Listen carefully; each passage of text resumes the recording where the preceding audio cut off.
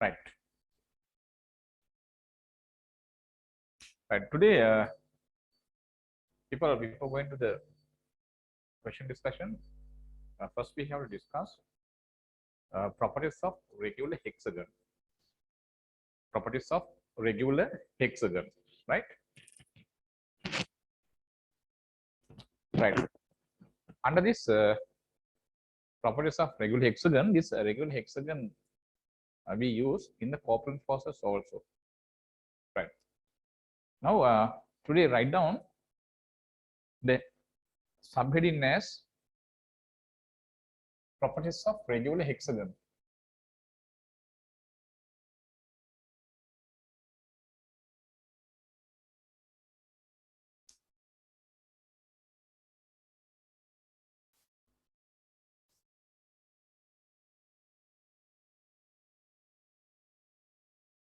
Regular hexagon. Right.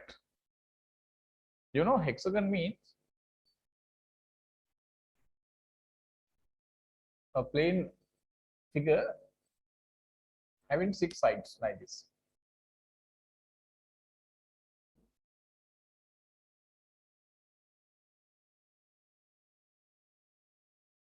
It's called as the regular hexagon.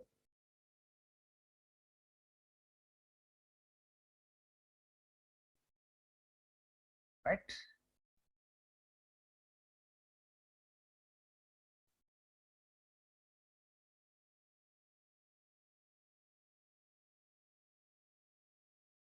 Sure. Now, when we consider this way a regular hexagon, in this regular hexagon, all 6 sides are equal.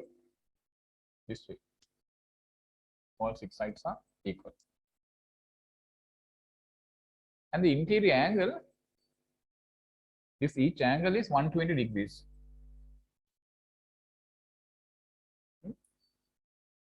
Each interior angle is 120 degrees. Right. This angle is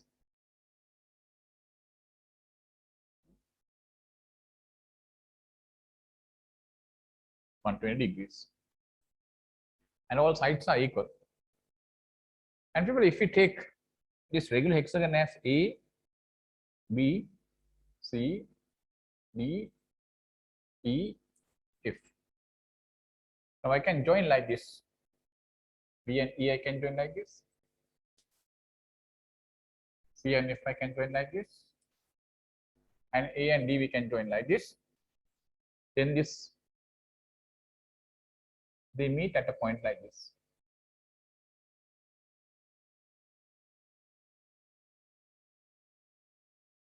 They meet at a point like this. This point we take as G. This is called as the center of the regular hexagon, or sometimes it is called as the centroid. G. Centroid of the regular hexagon. And the next property is, people, this way the triangles forming. Here, there are 6 triangles. Each triangle is, people, equilateral triangle. Equilateral triangle. That means all 3 sides are equal. Equilateral triangle. Then there are 6 equilateral triangles in this regular hexagon. Okay. And the other one, people, when we consider these 3 sides, if E, AD, and BC, these 3 are parallel. Right. And AB, FC, and ED are together parallel.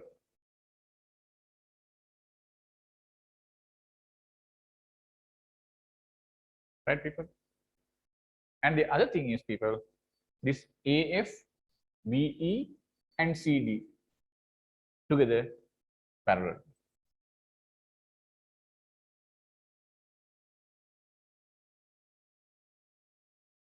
Understood, people? they are the important properties. Okay, so therefore remember, under this regular hexagon, its properties are people. This way, when we join, these are called as diagonals. Diagonals. These are called diagonals. When we join this way, the diagonals people, they meet at a point. That point is called as the center of the regular hexagon, no centroid. Right. Then there will be forming 6 triangles. All these 6 triangles, people, equilateral triangles. All 3 sides are equal. So therefore, each interior angle of this kind of equilateral triangle, 60. So therefore, this each angle is equal 60. Each angle is 60. Because every angle is an equilateral. Every angle is people inside the equilateral triangle, no? Therefore 60, right? This angle, the angle marked with this cross sign,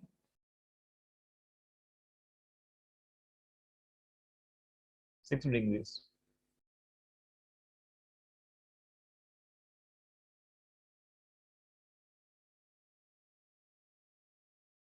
Okay, right? People first draw this diagram and mark these things.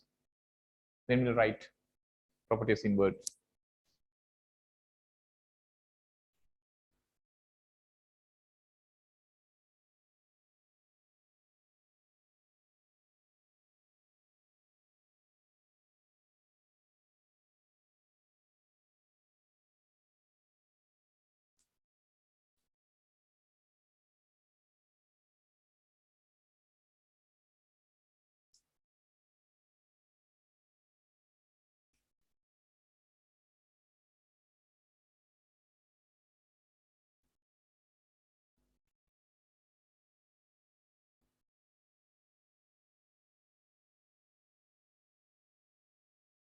Right? Shall we write, people, the properties?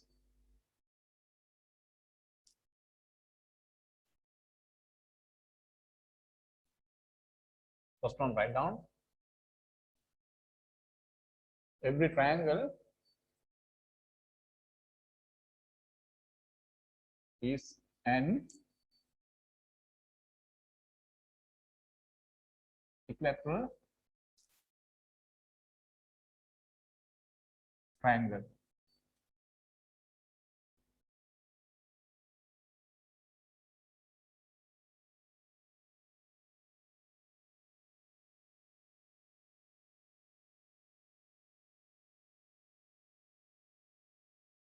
Right. Next one. Opposite sides are parallel. Opposite sides are parallel.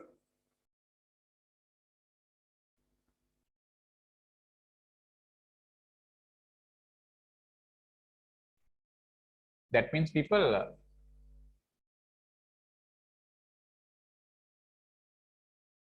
that is ED parallel to FC parallel to AB, number 1. Number 2, FE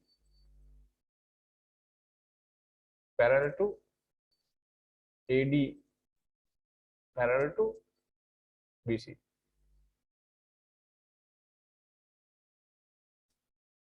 Number 3,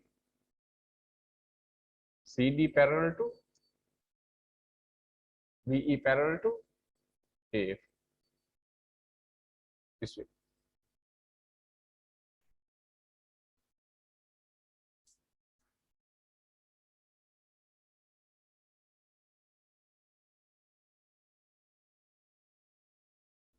Okay, people? Right. These properties are very important properties of a regular hexagon when you work out questions in this lesson as well as in Copeland forces lesson, right? Okay, now we'll count some questions, people, today. Okay, now first question is this. The same hexagon we need.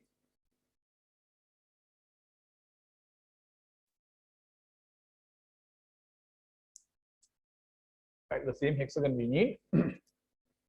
Regarding a hexagon, the first question is,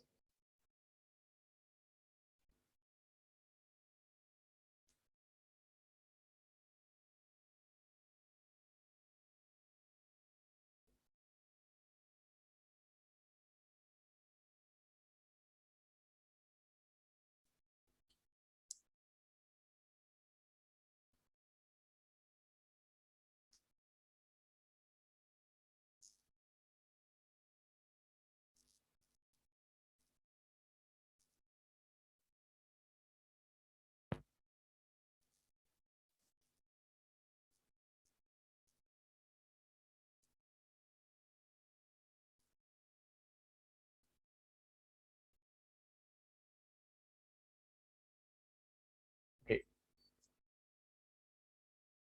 this is first question, people.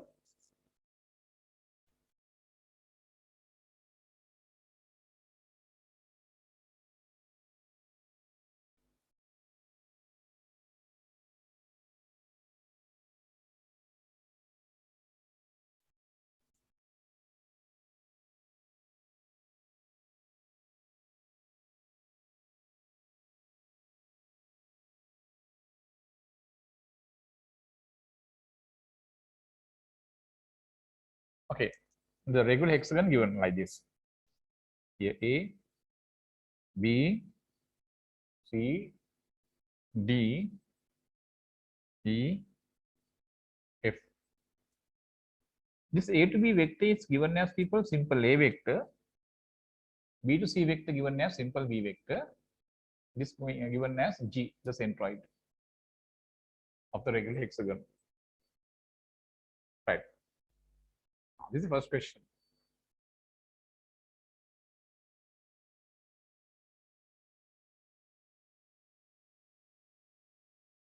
Okay, now the question is this. A, B, C, D, E, F is a regular hexagon.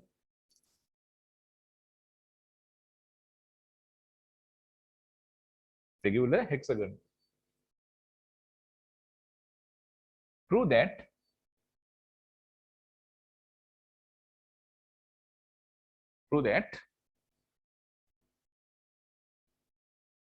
AB vector plus AC vector plus AD vector plus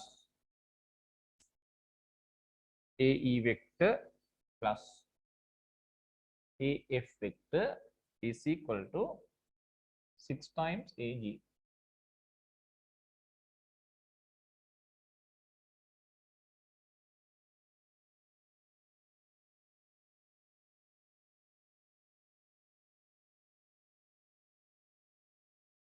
This is the first part.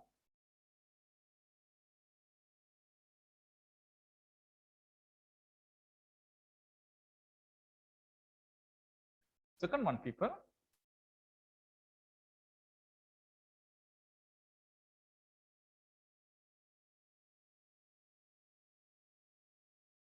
Second one.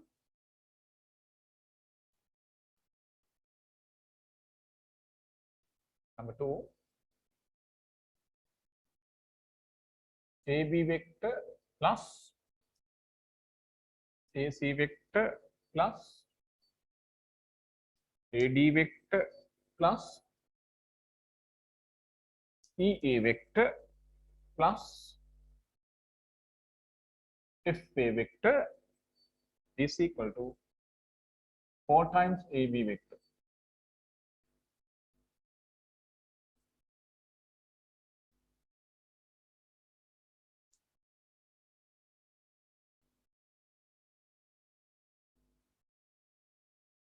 right? Third part is this. All the sides of the regular hexagon. Now we are asked to write in terms of the vector simple A and simple B. Write down like this.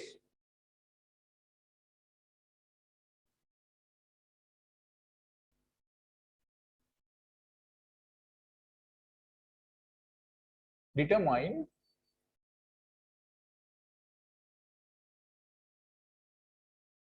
the vectors AC, AD, AF, AE, CE in terms of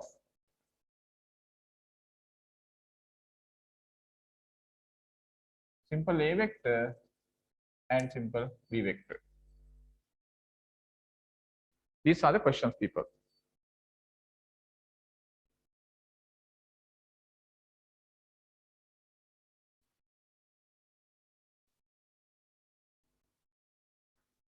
Right. We will we'll take the first one.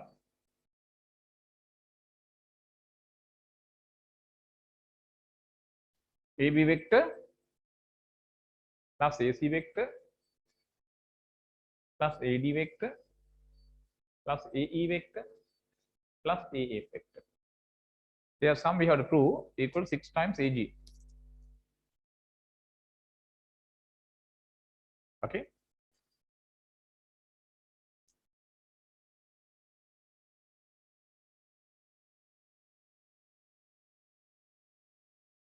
Right. The vectors given now, people. First one is AB vector. Second vector is AC vector from here to here. This vector.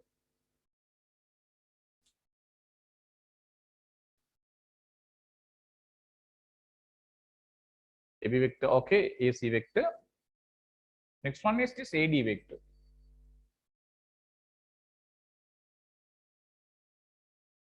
Next one is AE vector.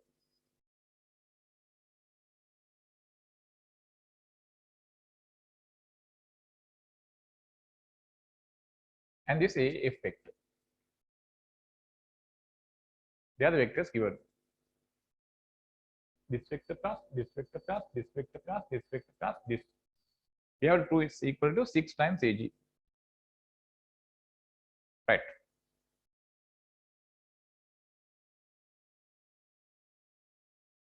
Okay. Let's see how to prove that. I'm first writing this left hand side. AB vector plus AC vector plus AD vector plus AE vector plus AF vector. Right. Now I'm going to write, people, this AC vector and AF vector together like this. We proved last week vector addition is commutative. That means in any order we can add them up. AC vector plus AF vector I wrote together. AC vector and AF vector I wrote together. This two I wrote. This and this, okay.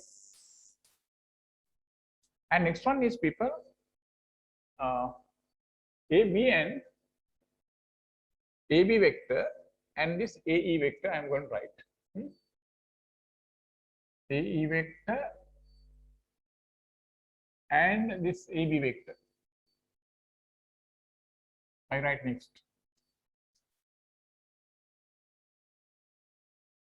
And now this AD vector I write like this.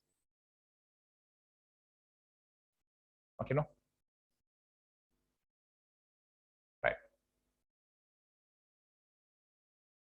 People, you can very clearly understand this AF side and this CD side are equal by the properties of the regular hexagon we learned, no? Right. These two are equal. And also, people, this AF and CD are parallel. AF and CD are parallel. Okay. And if I put an arrow pointing from C to D, this AF vector and this CD vector become equal. So therefore, I can write for this vector AF, for this vector AF, people, I can write the vector CD. The reason you can mention here, because CD vector is equal to AF vector. Why, people?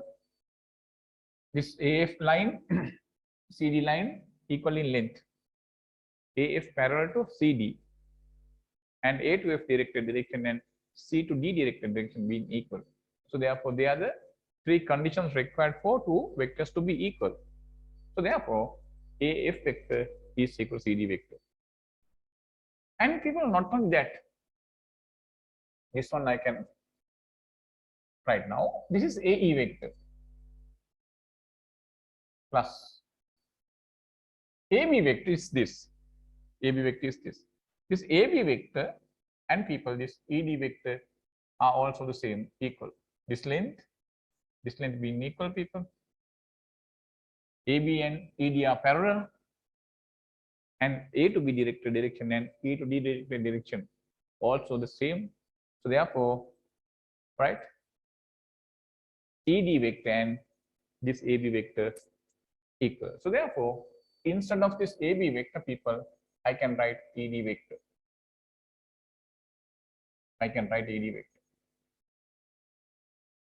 The reason we can write here ED vector is equal to AB vector.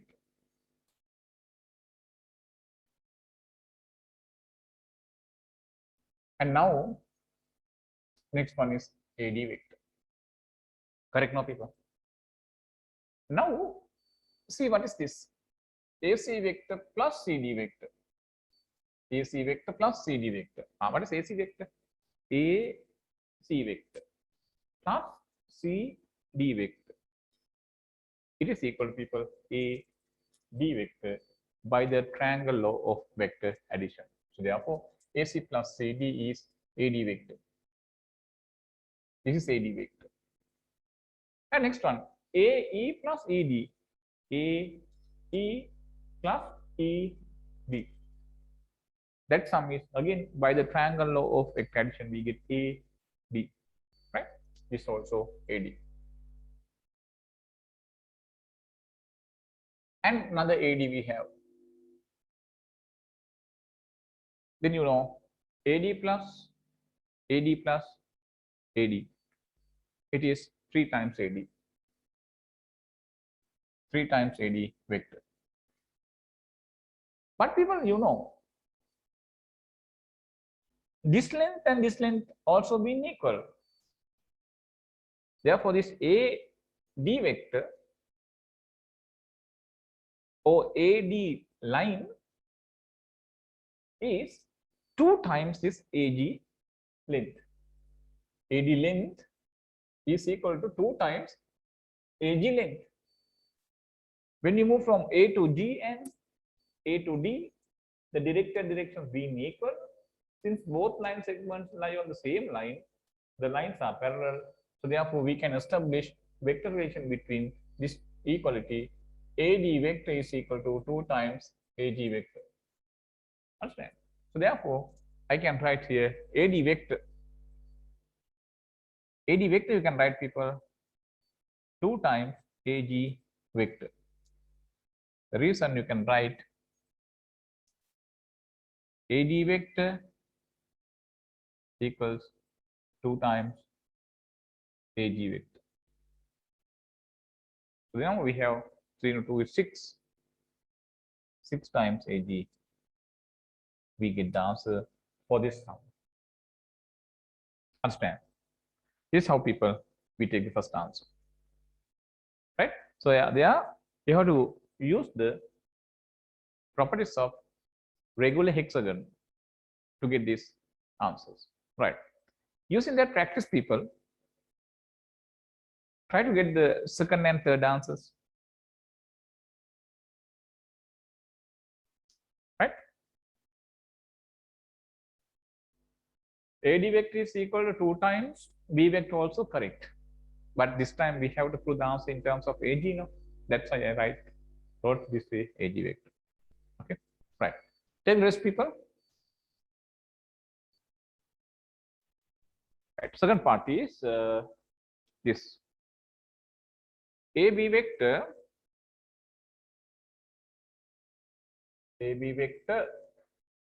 plus AC vector plus AD vector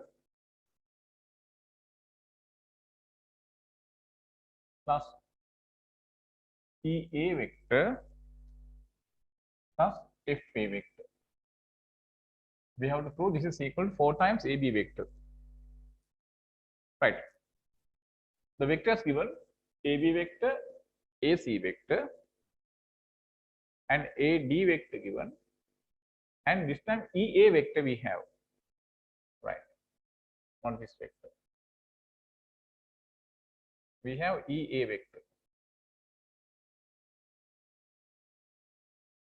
And next one, FA vector. This way. Okay, now here we arrange this way. This FA vector and this AC vector we write together. FA vector and this AC vector we write together.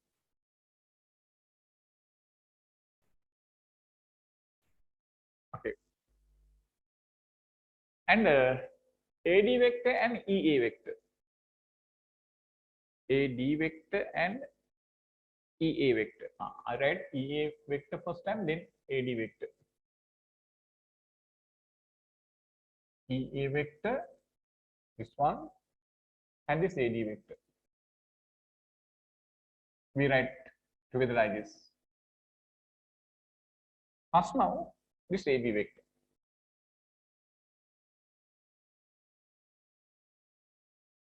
We get AB vector. Correct, no? Vector addition is commutative, people. Last week we proved, no? When we need to add some number of vectors, people, those vectors can be added in any order. Irrespective of the order, we get the correct answer. Irrespective of the order means, people, whichever the order there you write while adding these vectors, people, the final answer coming correctly. It does not depend on the way of writing the, in other words, order of writing the vectors. That's what the meaning of the commutative law. Understood? Okay. Now, people, I can write by the triangle law of vector addition this thing. FA vector plus AC vector. FA plus AC. That sum should be equal to, people, FC vector. Correct, no? By the triangle law of vector addition. FA plus AC. It is, people, FC vector. This is FC vector. FC vector. Next one. EA plus AD here. EA plus AD. It is, people, ED vector.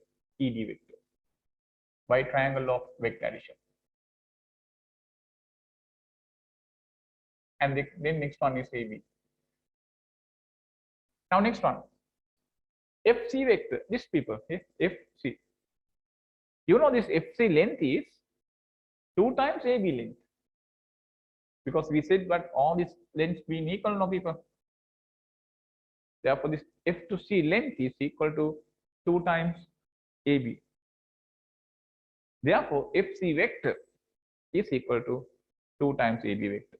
FC vector is equal to 2 times AB vector. And also people, ED vector, this one, E to D, that vector is equal to A to B. They are parallel, equal in length, directed direction also the same. So therefore we can write this as AB vector. But this ED vector plus this AB vector. The reason you can write people because FC vector is equal to 2 times AB. And what people?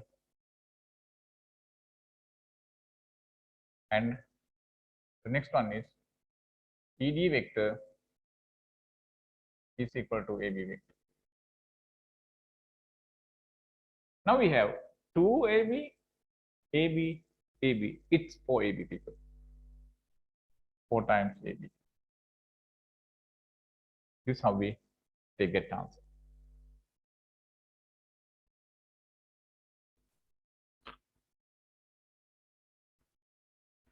Okay.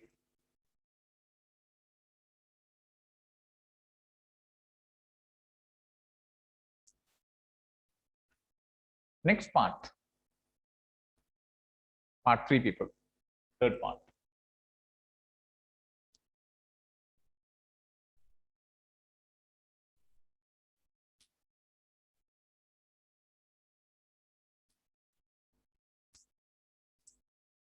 Ask him to write vector AC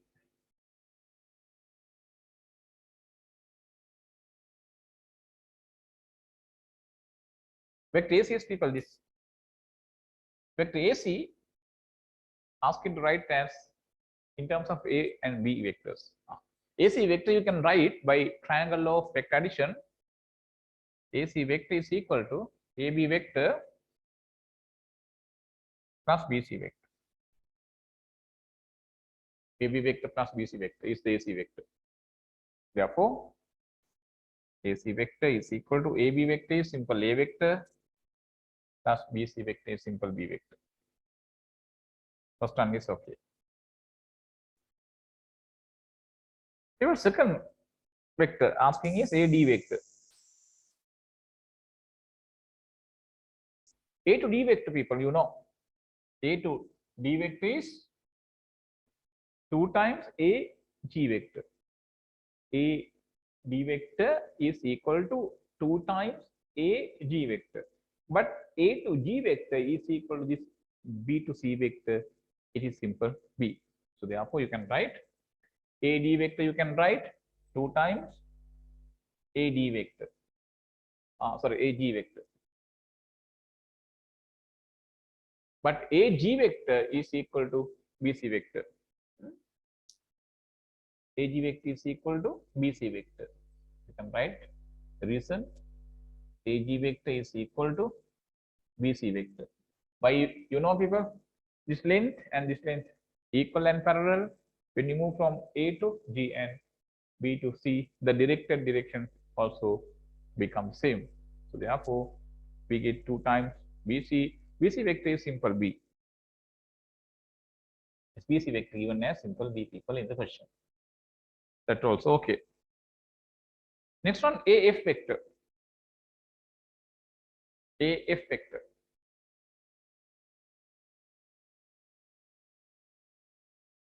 Right.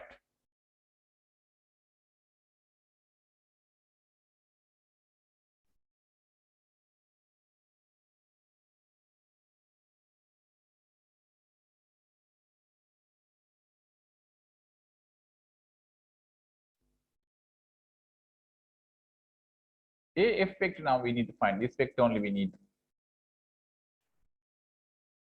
Right. People, AF vector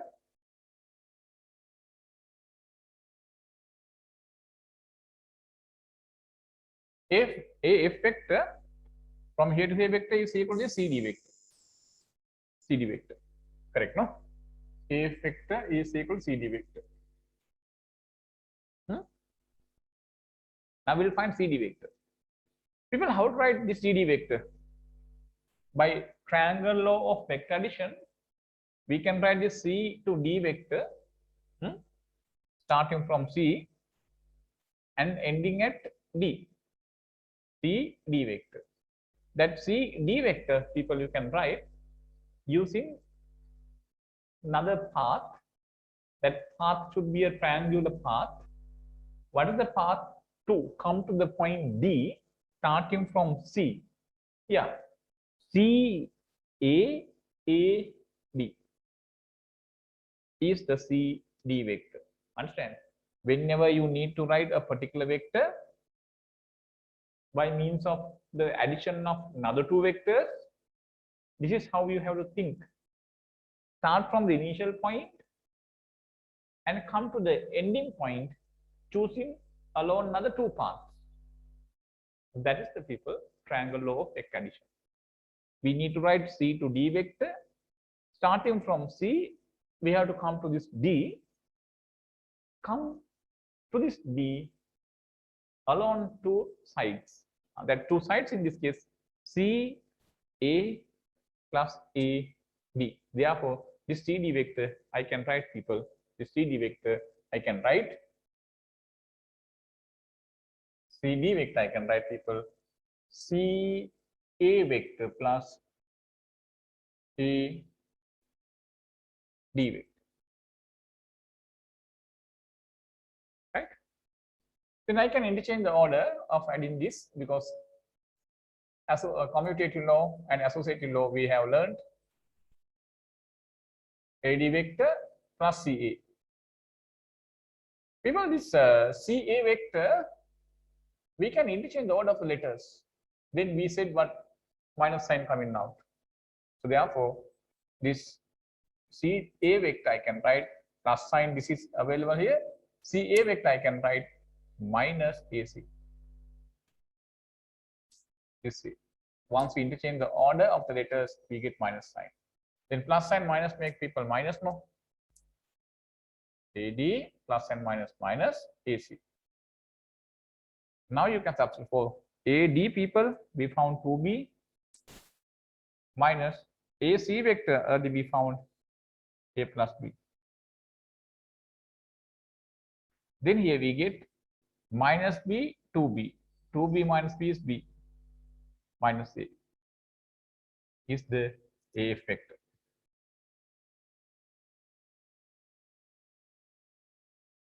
The AF vector is B minus A.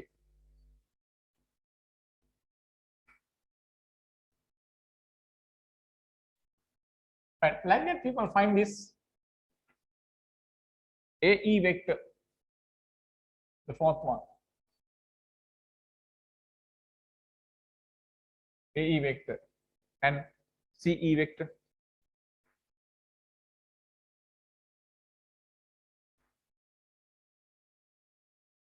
AE vector we need. AE vector means this way. The direction should be this direction. AE vector we need. You will how to write AE vector? By using the triangle law of vector addition. Start from A, go to E through another two sides. That is how we use the triangle law of vector addition. Right? Then AE vector you can write AD vector AD vector plus DE vector.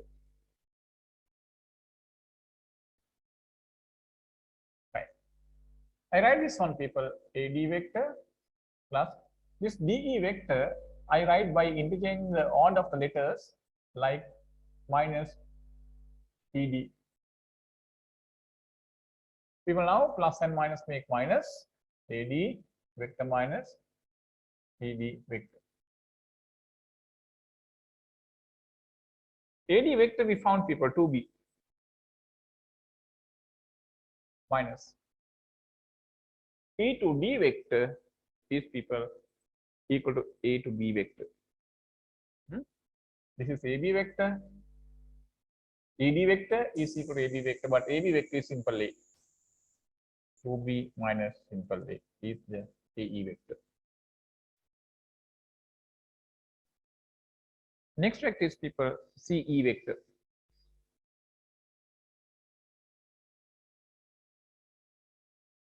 CE vector. It is this.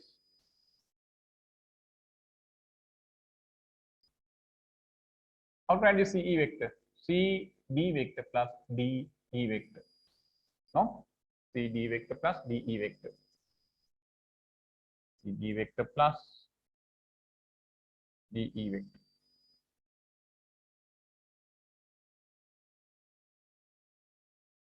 People, you know this CD vector is equal to this AF vector. Yeah. C to D vector is equal to A to F vector. Therefore, I can write here AF vector plus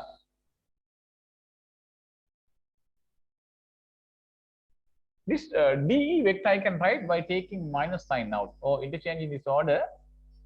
I can write this as minus ED. Take the order of it.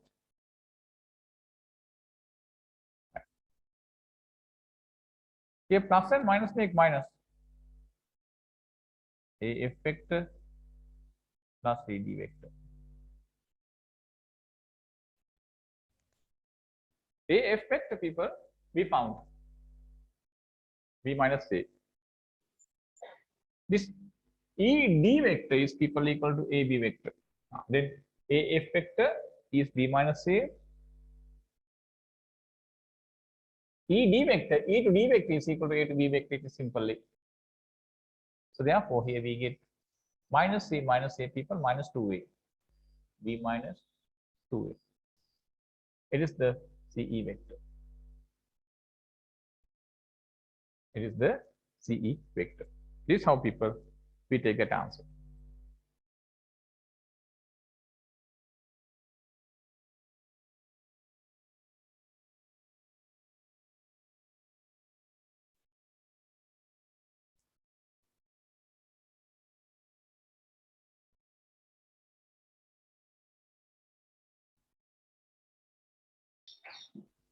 Asking, can we write AE vector equals AB vector plus BE vector? Correct.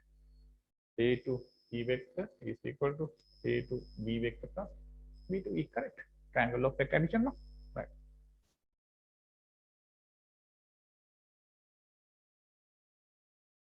So those questions are exam type questions. No. Exam type questions we'll discuss later. Wait. These are very elementary questions. To pick the fundamentals. Exam type questions, if I discuss right now, no people will be in the class next day. Wait for a while. Gradually, we have to build. Right? So these are very fundamental ones. Yeah. Gradually, we have to feed. Right. Okay. Now people will come another one question. Right.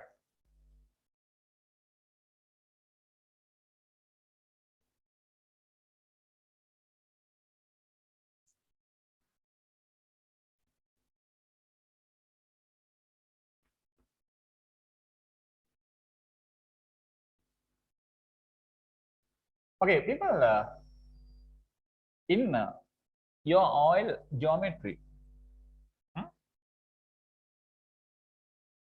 you learned midpoint theorem for a triangle. Midpoint theorem for a triangle. What is that midpoint theorem?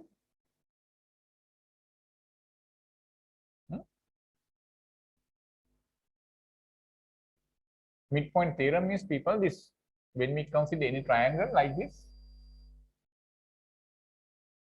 ABC, we take two midpoints of two sides of this triangle. This is the one midpoint, this is the other midpoint. This and this being equal, this and this being equal. Suppose this as D, this as E. Then this midpoint theorem states, when we join this D and E midpoint, that line is parallel to third side and that length is equal to half of the third side. That's what this midpoint theorem says. DE parallel to AB, and this DE length is equal to half of AB. This is what midpoint theorem says. Can you prove this midpoint theorem using geometry? In all the geometry, I think you have proved this.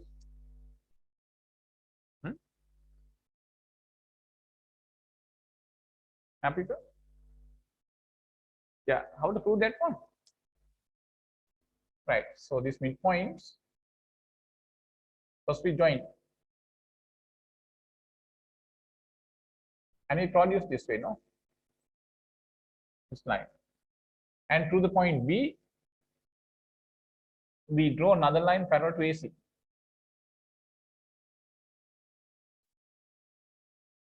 Take this point as F. Okay. Then you know the way of proving this.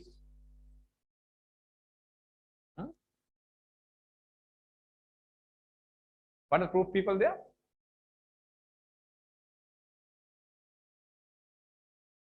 Yes.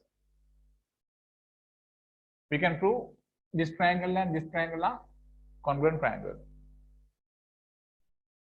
Thereafter, you can prove this AB, this FD is a parallelogram, and you prove this in your oil geometry. Now the case is, people, the same theorem we can prove by using vectors. By using vectors. The geometrical proof, people, I think you can manage that. That is a certain part of your oil, no? It's very simple proof. Okay. Right. Now let's see how to prove this midpoint theorem by using vectors. By using vectors. Right. I'll write on the next question like that. Write on the next question like this.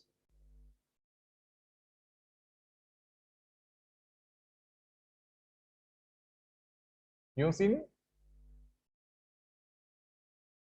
vector method,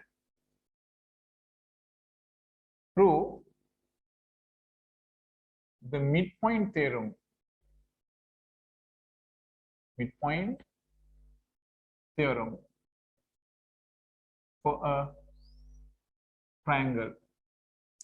For a triangle. Using vector method, prove the midpoint theorem for a triangle.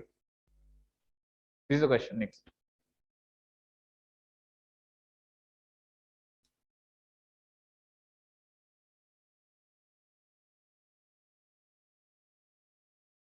Okay. Now it's very simple proof. I take this triangle like this. I take this triangle as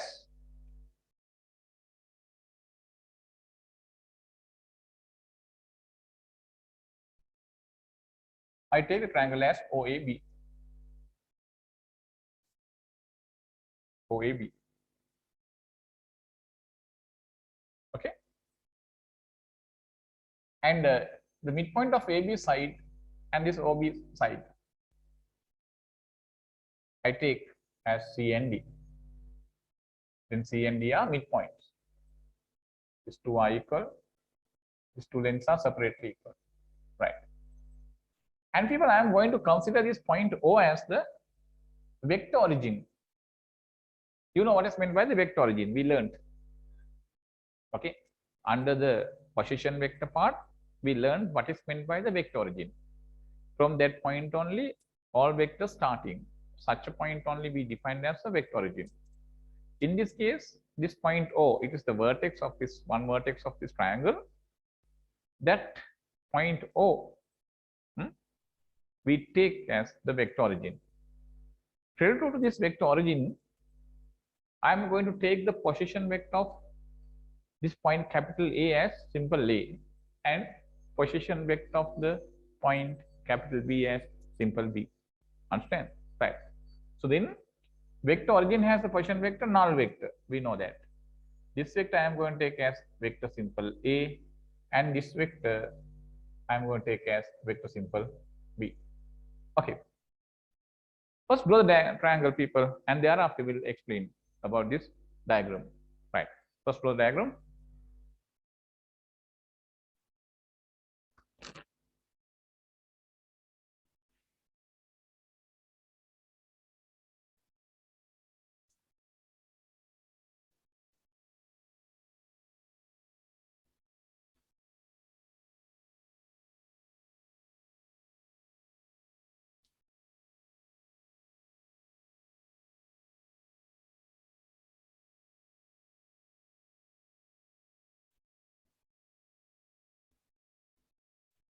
Right. So then we will write like this. Let the triangle let the triangle B BEB OAB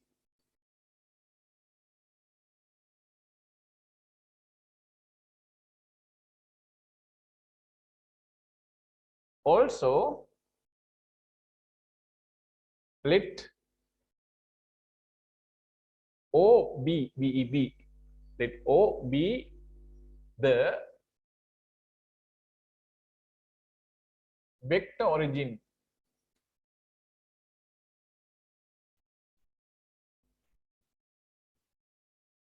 O be the vector origin.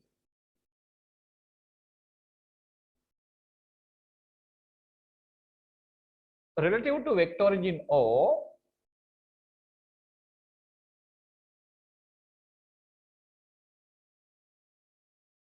relative to vector origin O,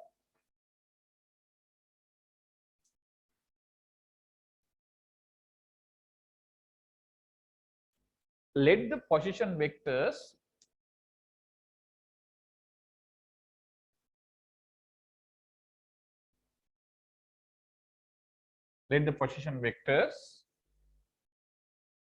of capital A and capital B of capital A and capital B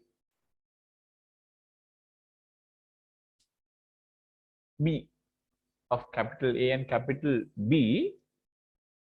Second B is BEB, right? Simple A vector and simple B vector respectively.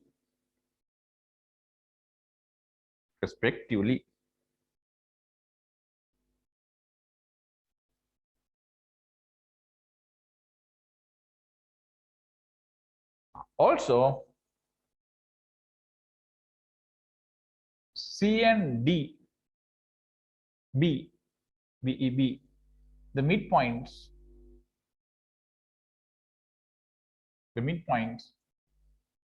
of the sides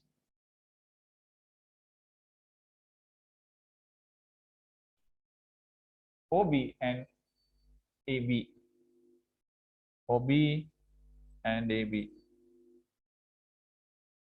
respectively.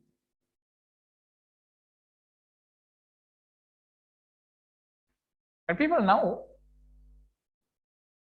I have written something there.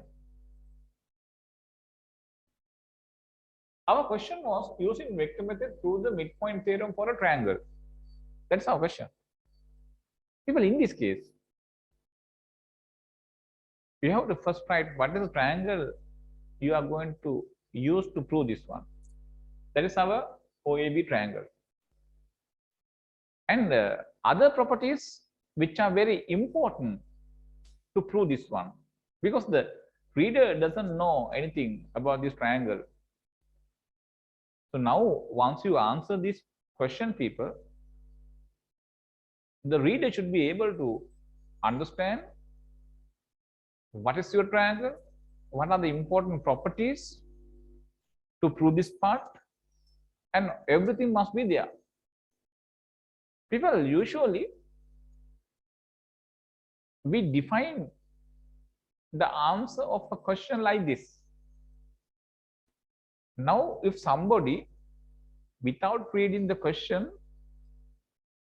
he just reads the answer.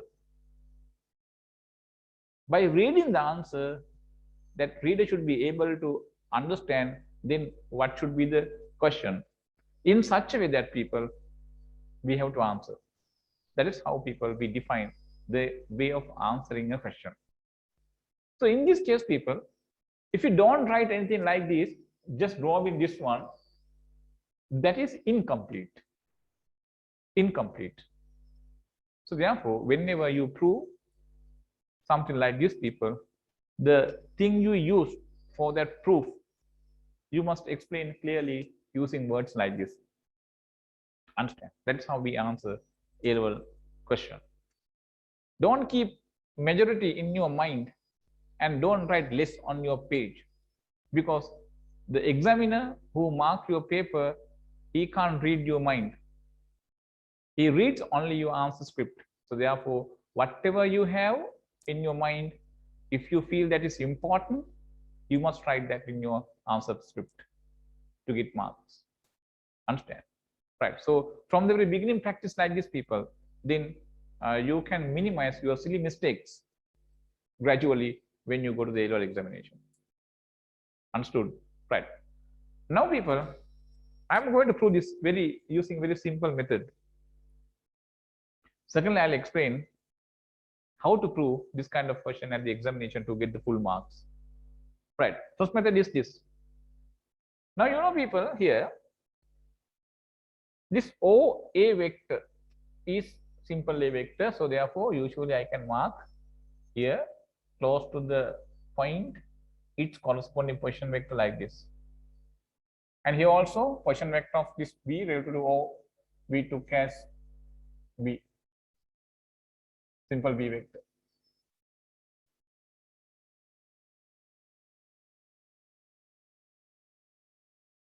D is the midpoint of this side AB. Therefore, the ratio, you know, 1:1. People, can you remember last week under the ratio theorem, we discussed how to find the position vector of the midpoint. What is the position vector of the midpoint, people? Adding the position vectors at the ends and divide by 2. So like that, I can find the position vector of D and position vector of C. Position vector of D mean, people, this OD vector.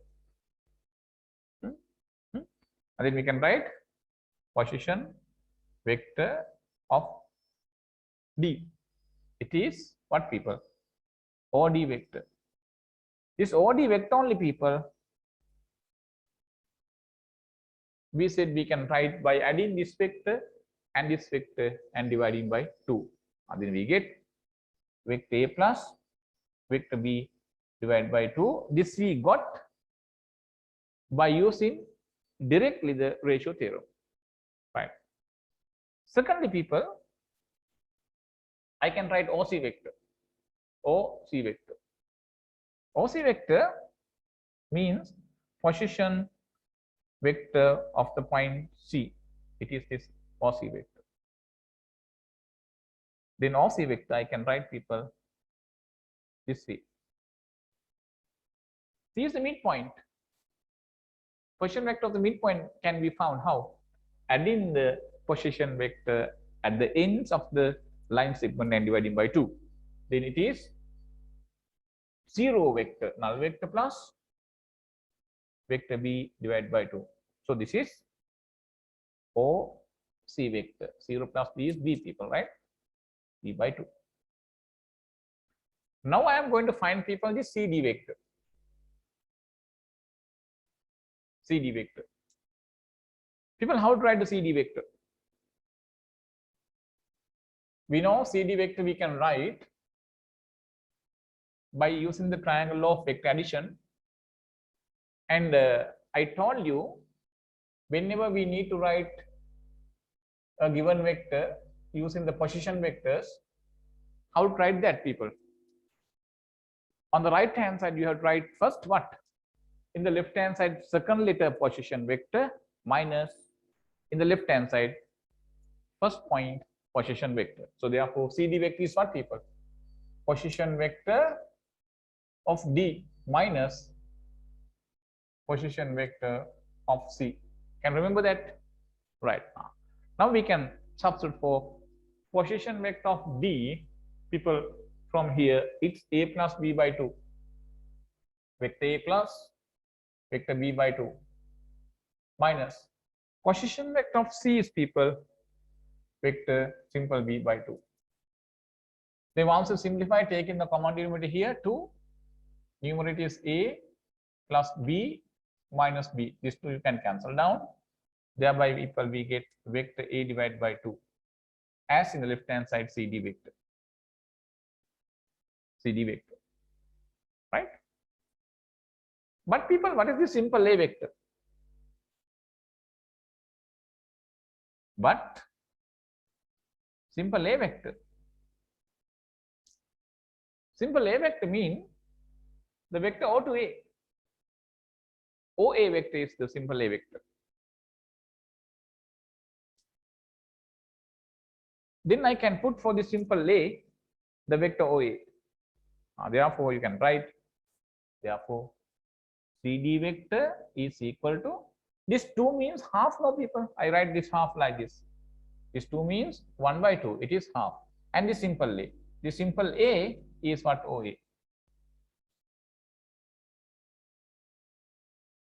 Now, people, what we have in hand? 2 vectors are equal. Left hand side we have a vector, right hand side we have a vector. People, you know when 2 vectors are equal, what are the properties?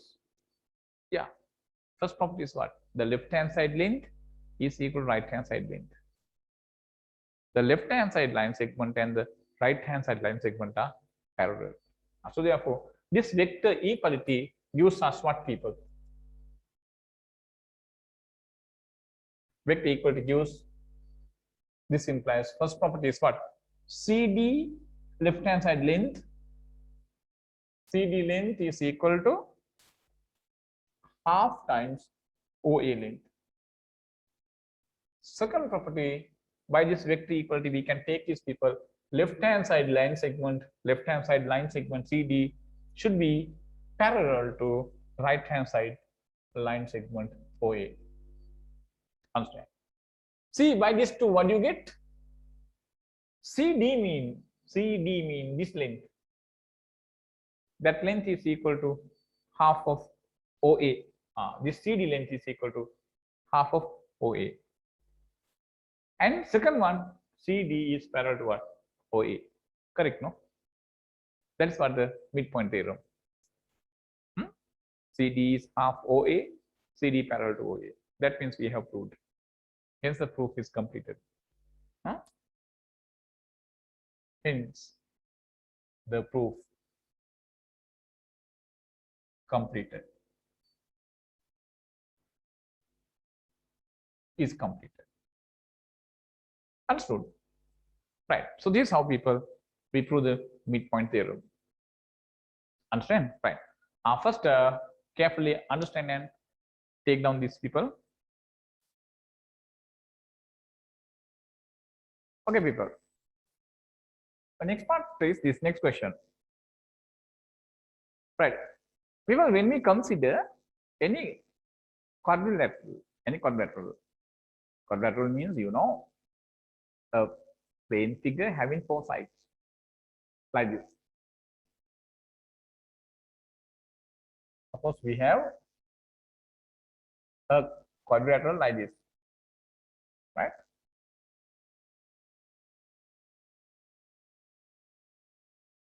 Right.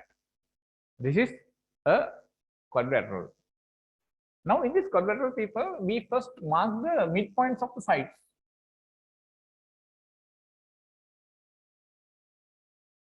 This way.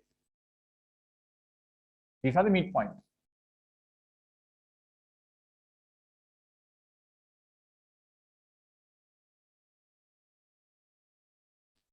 Right. When we join these midpoints,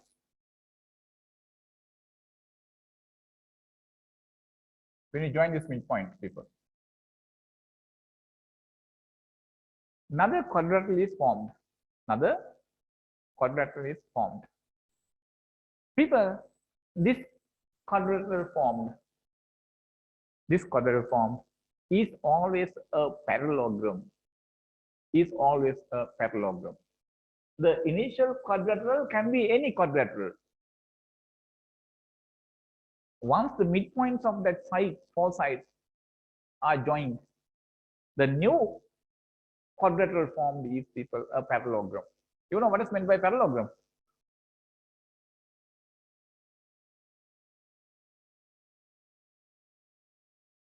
Original quadrilateral is any quadrilateral. Only requirement, people, it is a plane figure having four sides. Now its four sides, midpoints be joined. Then another quadrilateral is formed. That quadrilateral is people a parallelogram. A parallelogram. Right? Yeah. So that is our next question. I'll write down the next question like that.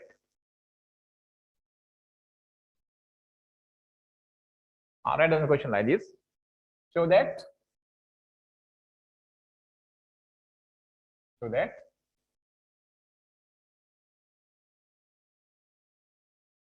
the quadrilateral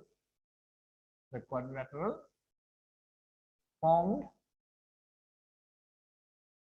by joining the midpoints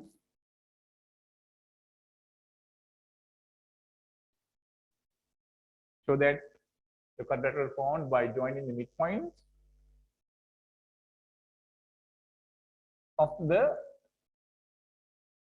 sides of any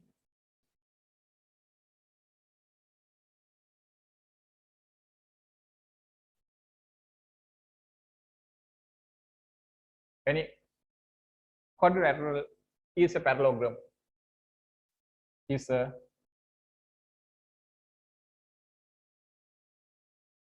parallelogram. So that the quadrilateral formed by joining the midpoints of the sides of any quadrilateral is a parallelogram.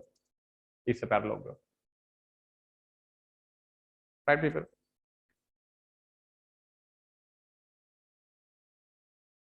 Okay. We'll see how to do this. I take my original quadrilateral as people this A, B, C, D. A, B, C, D.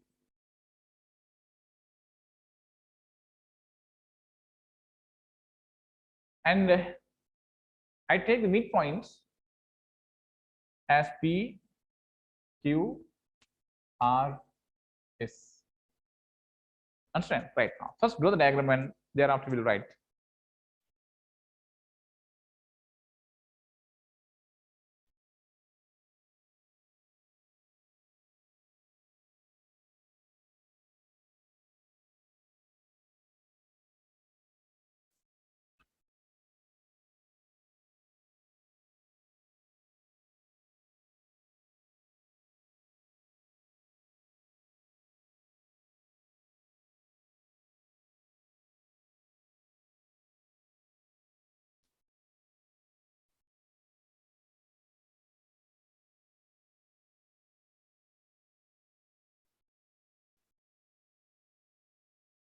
Right.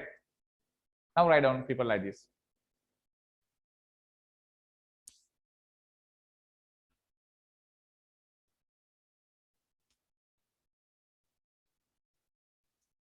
Write down. Let the quadrilateral be. Let the quadrilateral be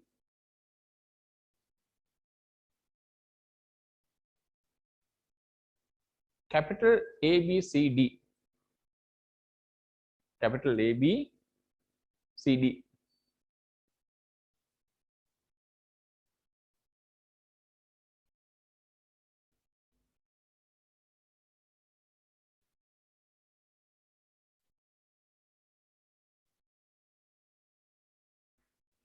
Write down. let the quadrilateral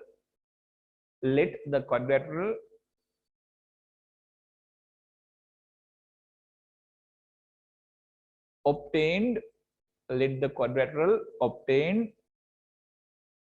let the quadrilateral obtained by joining the midpoints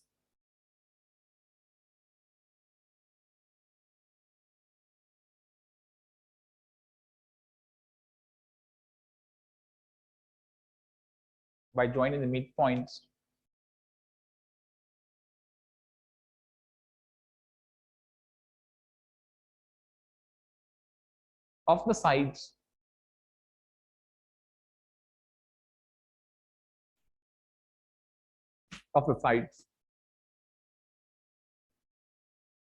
B B E B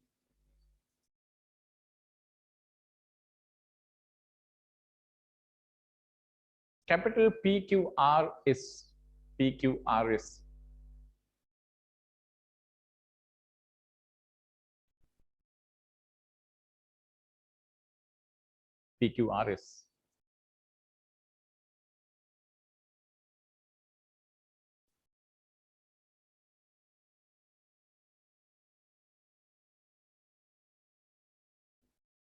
right on. Also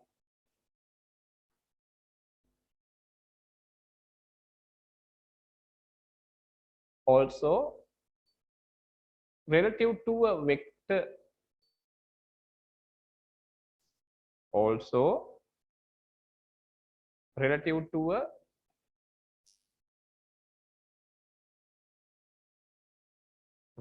origin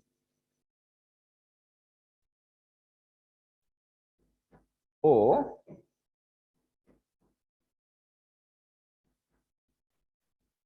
let the position vectors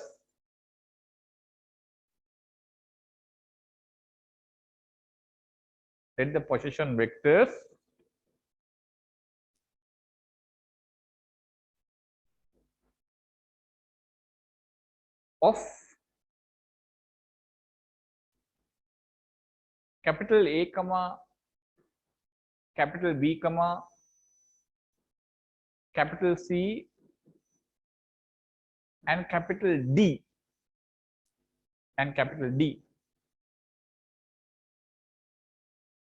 B simple A vector comma simple B vector comma simple C vector and simple D vector respectively.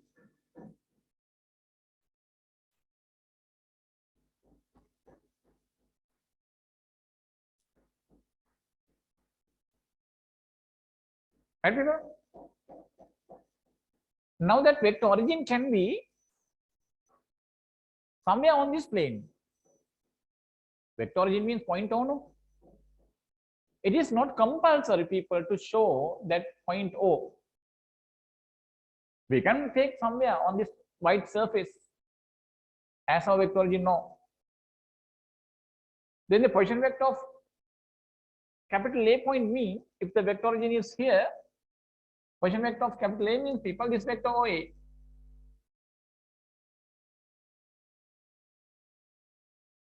Without mentioning or showing this point O here, I will directly write the position vector of the point A like this.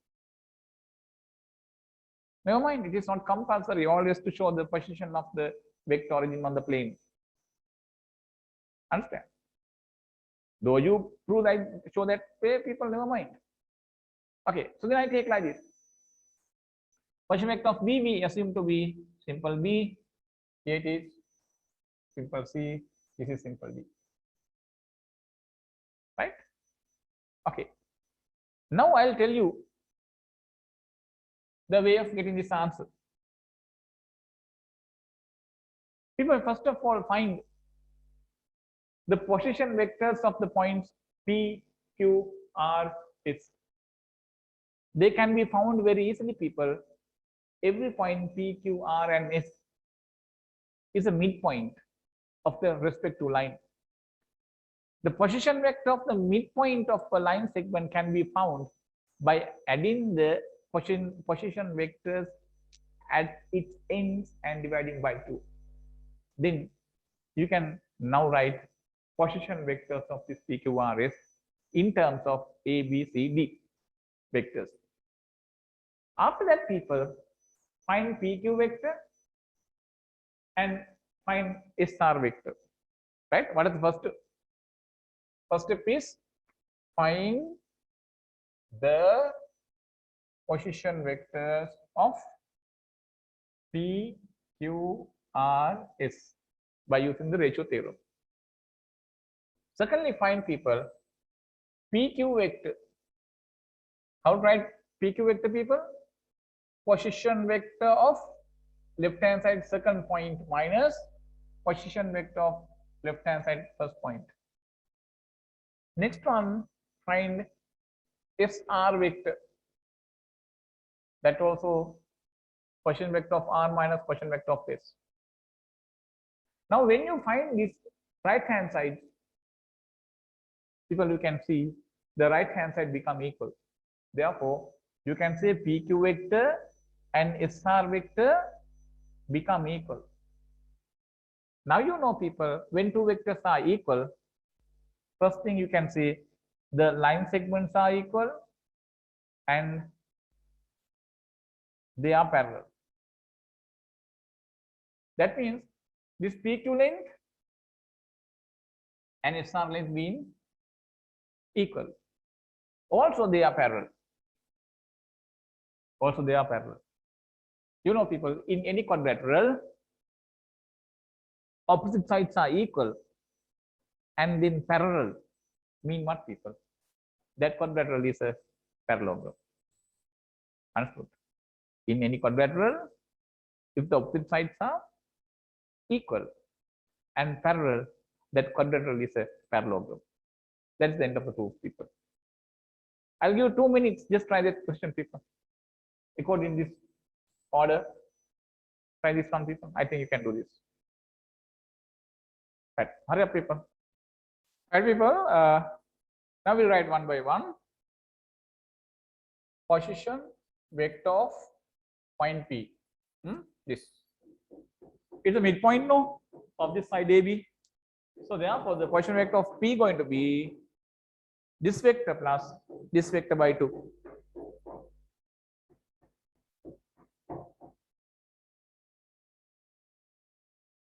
Right, position vector of Q.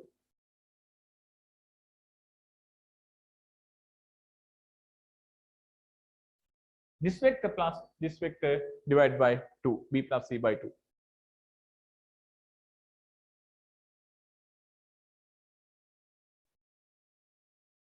Position vector of R. This vector plus this vector divided by 2.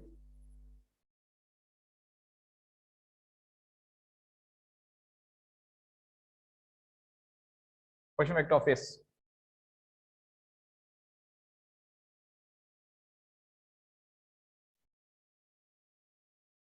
This vector plus this vector divided by 2. A plus B by 2.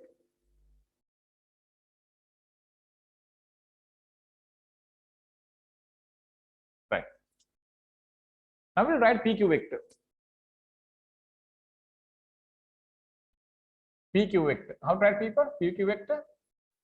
Position vector of Q minus position vector of P.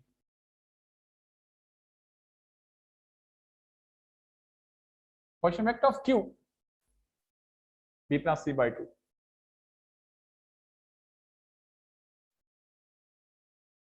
Position vector of P, A plus B by 2. Right. Then PQ vector you can write. Here the common denominator we have 2, B plus C. Remove the bracket by multiply minus sign, minus C minus B. These two you can cancel down. It's C vector minus A vector by 2.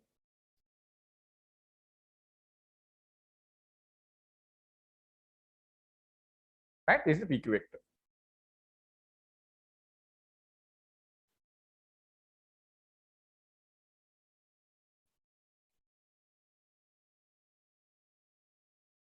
Okay. Now find SR vector.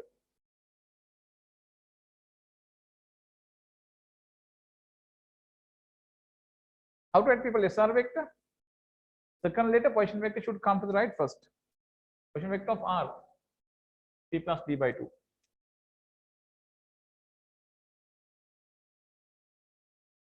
Minus that of S, A plus D by 2. Then SR vector we can write here. Common denominator is 2 people.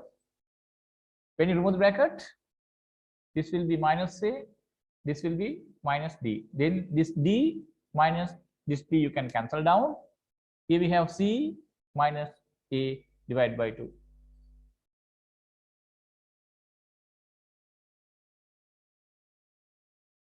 This is the people SR vector. SR vector.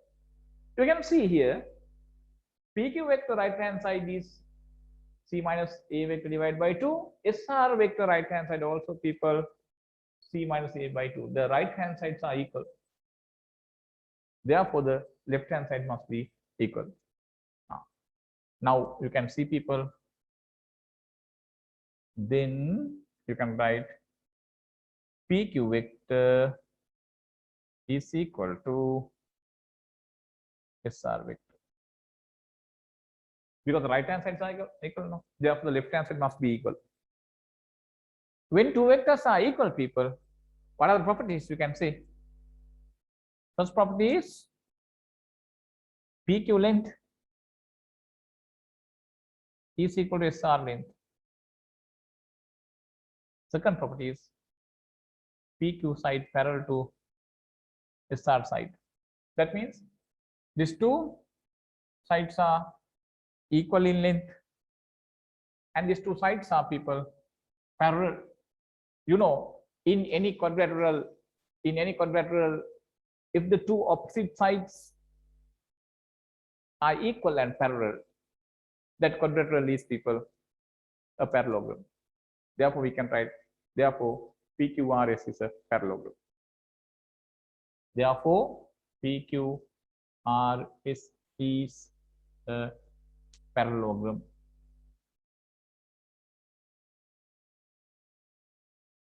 Parallelogram.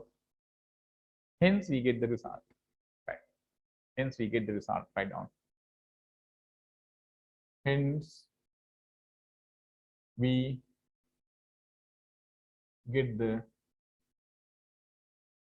result.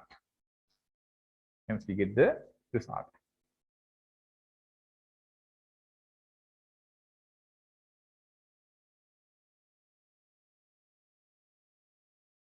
Right now, that's how we do that. Right, people.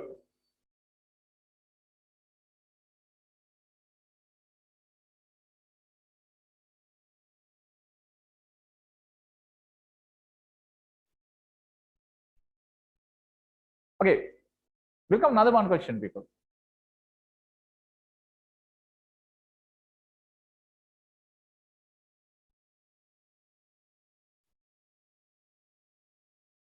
You know, when we consider a parallelogram, right? When we consider a parallelogram, the diagonals of a parallelogram bisect each other, no, people? What do you mean by bisect each other? When we consider a parallelogram, this is the parallelogram, right? This is the parallelogram. In a parallelogram, you know, the opposite sides are parallel and equal.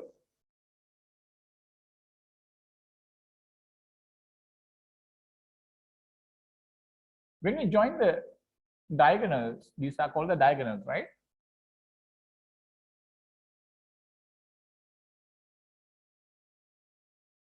They intersect here. They cross each other, intersect here. You know, this is the midpoint of this diagonal. That means these two are equal. And this is the midpoint of these two diagonal. This diagonal.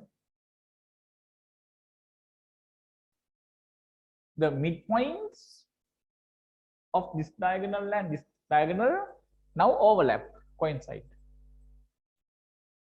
That is another property of a parallelogram. Now we are going to prove that property by using vectors. Geometrically, you can very easily prove what this is the midpoint of this diagonal and this diagonal. That means the midpoints of the diagonals overlap, coincide. It is known as the diagonals of a parallelogram bisect each other. Bisect means what, people? Divide into two equal parts. Each other means by one diagonal, it divides the other one in two equal parts. The other one divides the first one in two equal parts. By what? By crossing each other. So that means we have to prove, people, this point. What is this point? The point where the two diagonals intersect. That point is the midpoint of this diagonal, and also the same point is the midpoint of this diagonal. That's what we have to prove. Understand, people? Right? Yeah. Then we'll write that question as the next one.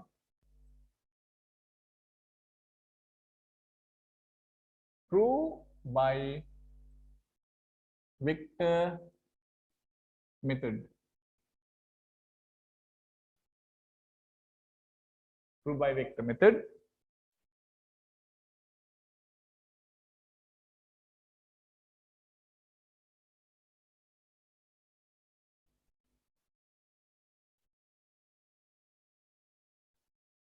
The diagonals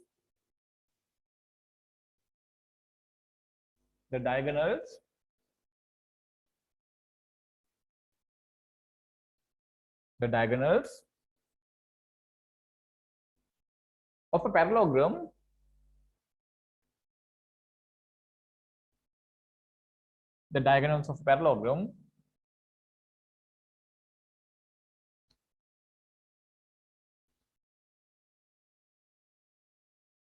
bisect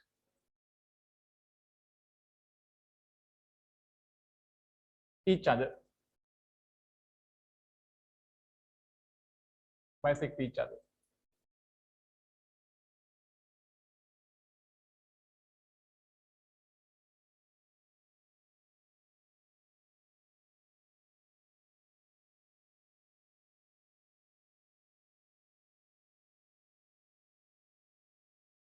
Bisect each other, people. Right? Yeah. Then first we have to consider a parallelogram. Then we have to draw the parallelogram. Right?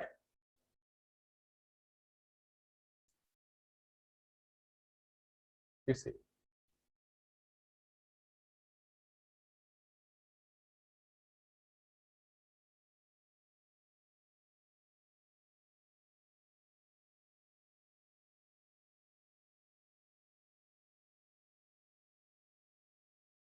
This is a parallelogram, right?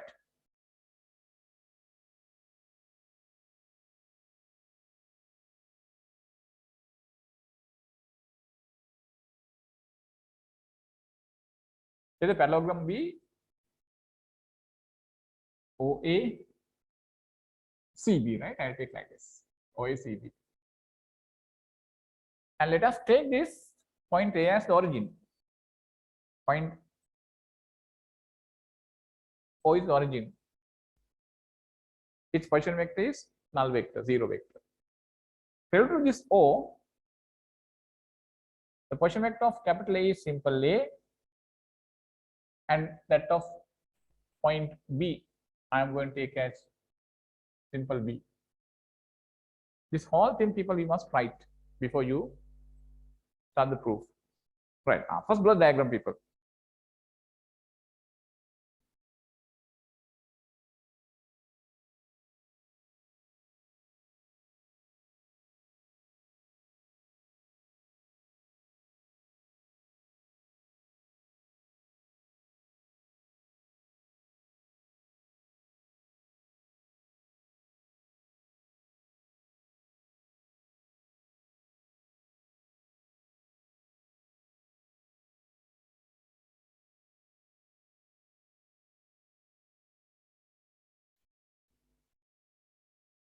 Write down this way.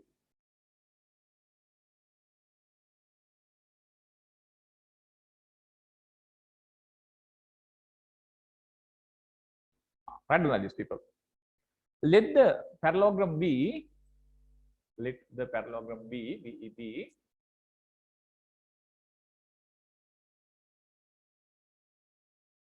OACB. OACB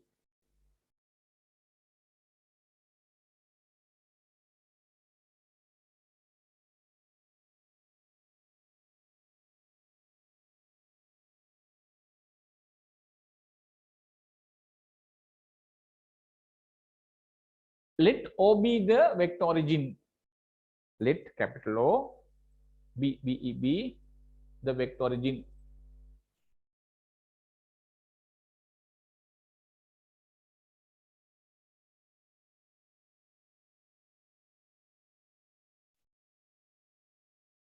Relative to vector origin O,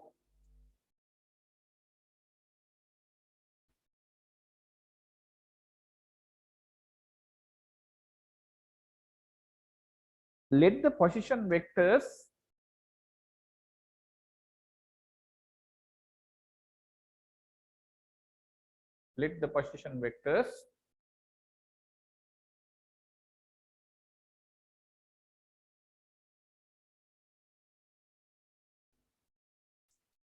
of capital A and capital B, of capital A and capital B,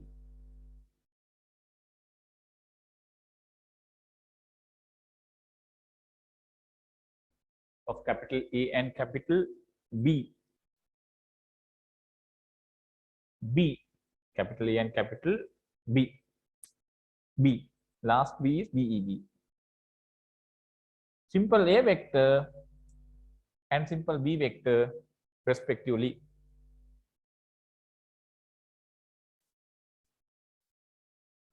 Understood, people? Right. Up to here, I think you can understand. Now I am going to join this AB diagonal and this OC diagonal.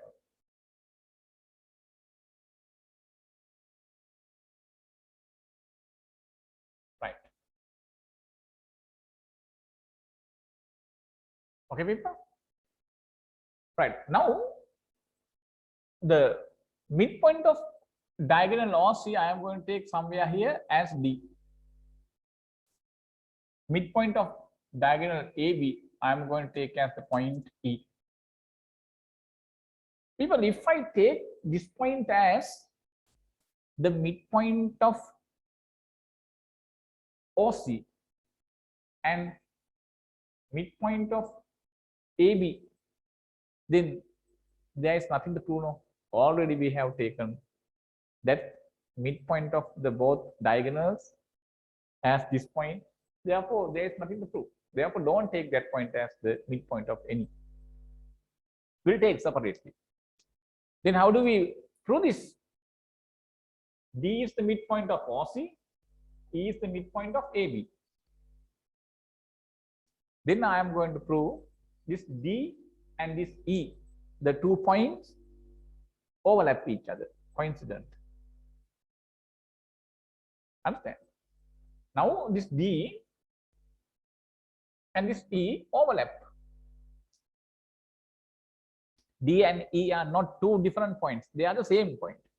They are a single point, 1 point.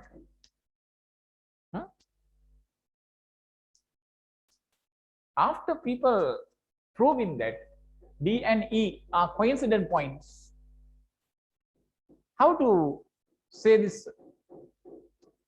proof is completed? People, this way.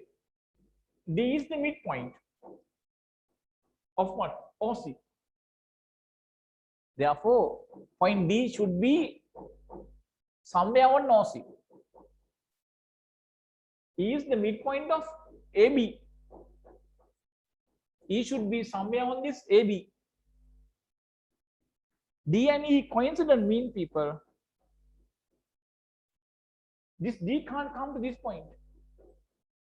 Why? D should be on this line. Point E can't come to on this point because E should be on this line. We said D and E are that overlap points, no people, coincident points, no. That can happen either going this D to E or coming this E to D. None of both are impossible. Why? D can't come onto this because this point D should be on this line. E can't come onto this because E should be on this line. So therefore, if this D and E are coincident points, only possibility is people come in this D to this point and come in this E to this point. That is only possibility. That means this point going to be the location for D and E both. That is people midpoint of this OC and midpoint of this AB now here. Correct, no? Then the diagonal bisect each other. Understand? So therefore, what we need to prove here, we have to prove people that points D and E are now coincident points, overlap points. That's what we have to prove. I will tell you, I will give you the method, people. First find these things. I'll give you the order of getting this answer.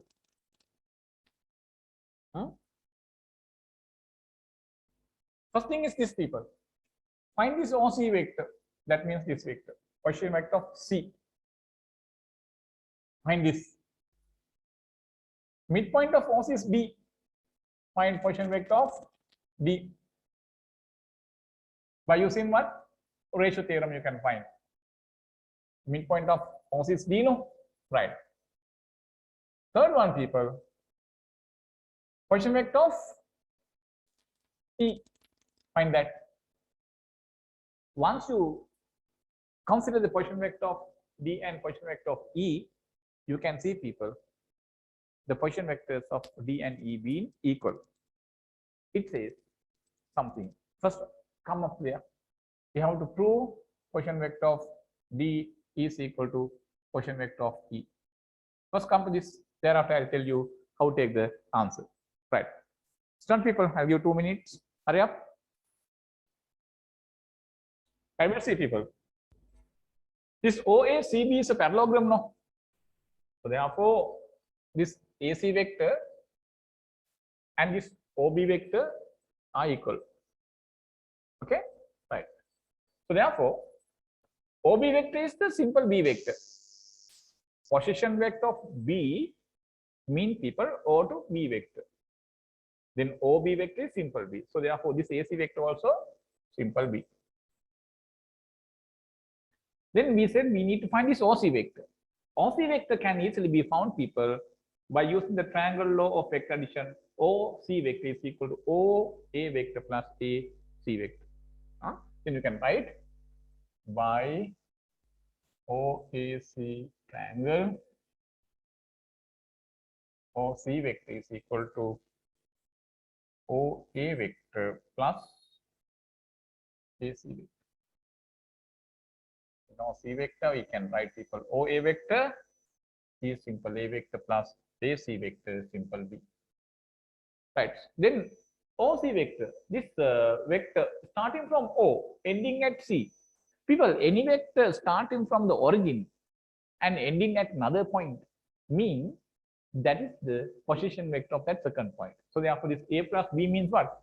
Position vector of the point C. So therefore, the position vector of the point CB, people, A plus B vector. Understand? Right. Now, we took on the midpoint of this OC as D, no? Then let the midpoints of OC and A, B, B, D and E respectively. D and E respectively. Okay. Then position vector of D we can write. Therefore, position vector of D. If D is the midpoint, people, how to find the Poisson vector of the midpoint?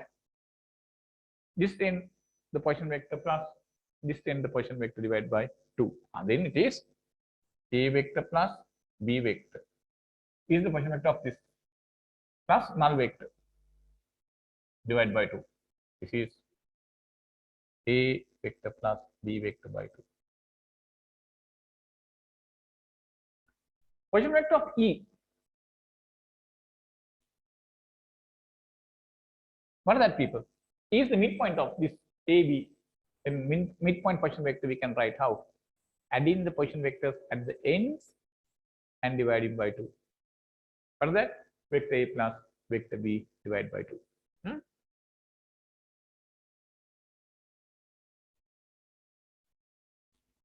Well, you can see position vector of D means what really? When we join O and D, OD vector only we call as people position vector of D. So therefore, this is nothing but OD vector. Position vector of E means what, people? O to E vector. This is OE vector.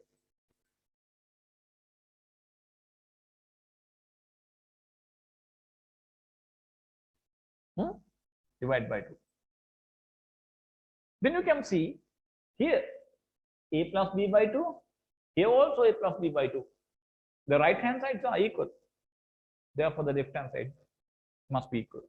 Since the right hand side are equal, the left hand side two vectors should be equal. OD vector and OE vector must be equal. Therefore, you can say, therefore, OD vector and OE vector must be equal. Right, people? OD vector and OE vector must be equal. You know, when two vectors are equal, what are the properties? This vector equality implies what, people? Number one, OD length is equal to OE length. What is number two? OD parallel to OE. When two vectors are equal, left and right, the length should be equal. Left and right, the line segment should be parallel. Both lines, people, here, OD and OE. Both lines are starting from the same point. Then, people, here, OD here, OE here, right? Both are starting from same point O. But OD and OE are parallel. Therefore, this is wrong. This is wrong. Either this OE should come onto this OD or OD should come onto this OE. Then only this condition will be satisfied. And then I'll bring this OD onto this. Right. Then this condition is satisfied. OD and OE are parallel. Not only that, people, OD length and OE length must be equal. So therefore, to satisfy this condition, this diagram is wrong. OD and OE to be equal, people, this E should come onto this E, no? This E should come onto this D. Therefore, in order to satisfy these two, people, what can you say? The points D and E must be the same point or coincident points or overlap points. Understand? So therefore, by these two, you can say, people, point D and point E must coincide. Must coincide. That means what? Midpoint of OC and midpoint of AB must be the same point. Okay? But midpoint of OC should be somewhere on OC, no? E should be somewhere on AB. This E can't come onto this line. D can't come onto this line. E should be somewhere on this AB. D should be somewhere on this OC.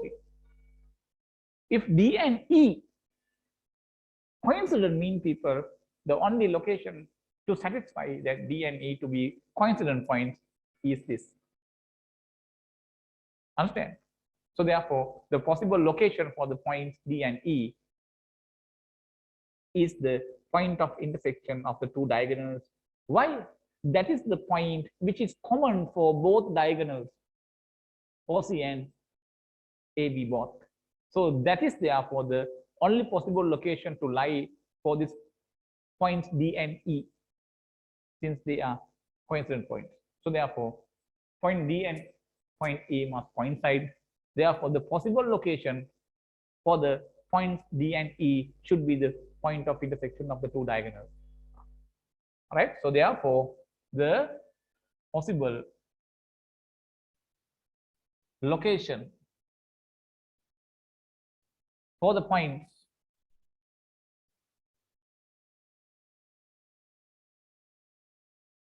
D and E is the point of intersection of the diagonals.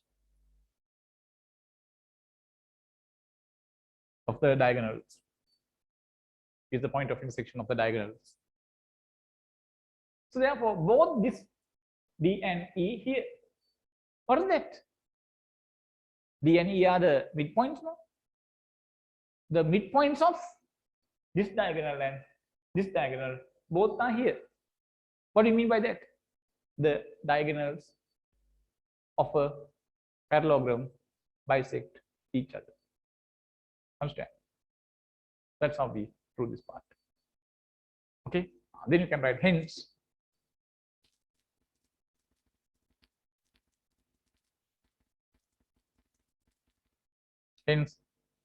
the diagonals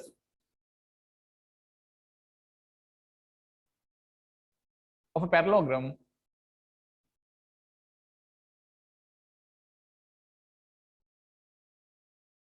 bisect each other. Bisect each other.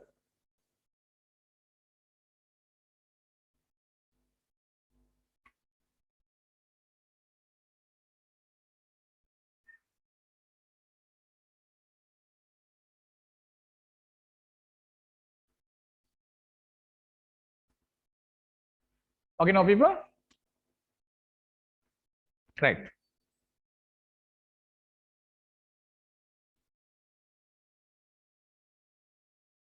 Okay.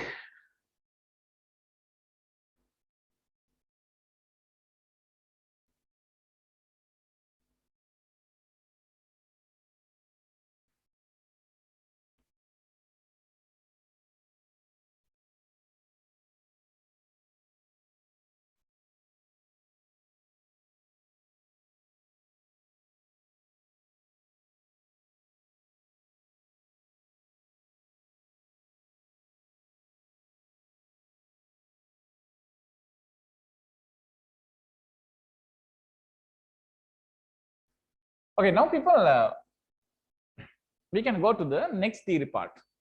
After this theory part, we can do almost all questions in this tutorial, except that dot cross product. Okay, yeah, that theory part is this.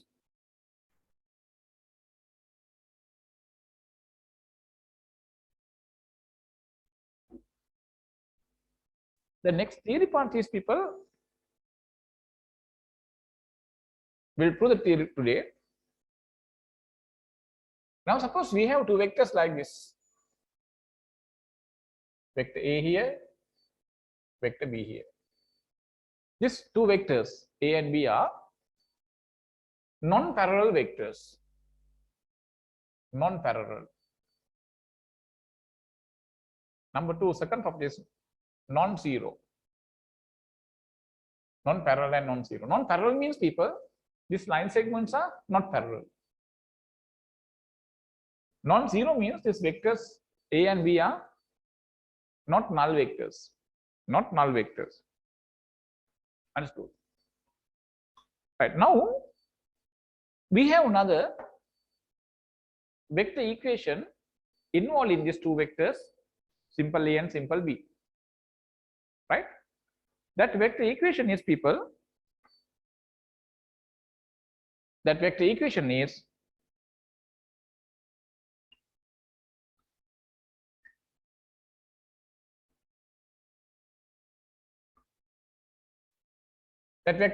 people, alpha times a vector plus beta times b vector equals null vector. Alpha times a vector plus beta times b vector is equal to null vector. What are these alpha and beta? Alpha and beta are two real numbers, right? Yeah. Then the theorem we can write like this: simple A and simple B are two non-zero, non-parallel vectors, right? Then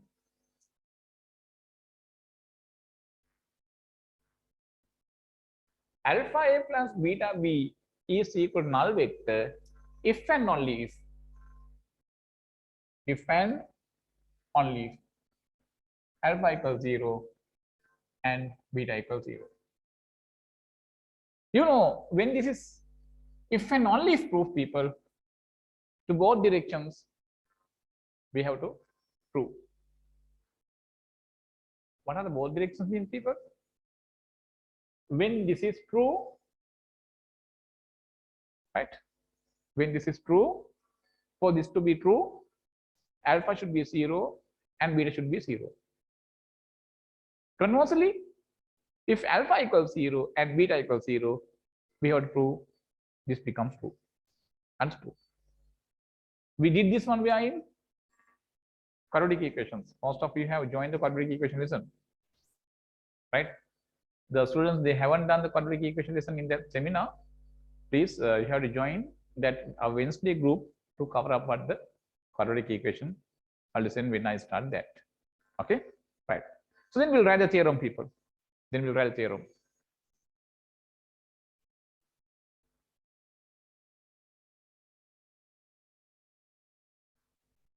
We'll write the theorem.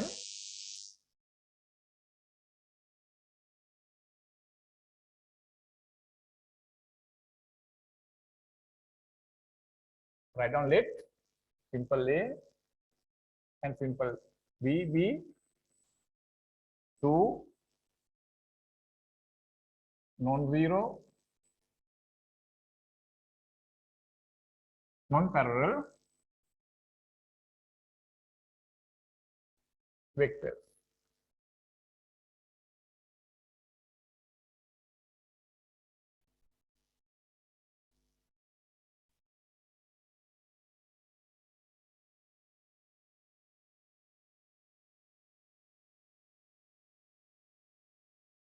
Now write down when alpha and beta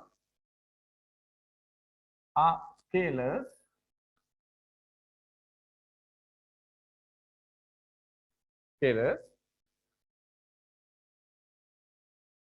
alpha A vector plus beta B vector equals null vector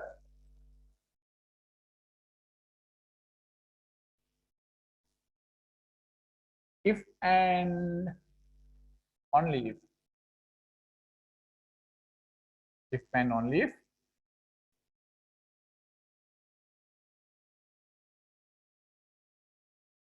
alpha 0 and beta equals 0. Alpha equals 0 and beta equals 0. Alpha equals 0 and beta equals 0. Okay.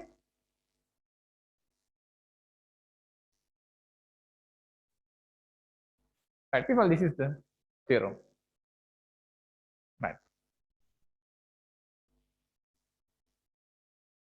Right, people, can you wait another 15 minutes? It takes for this proof 15 minutes. If not, we can do the proof and the question next day, next week, next day.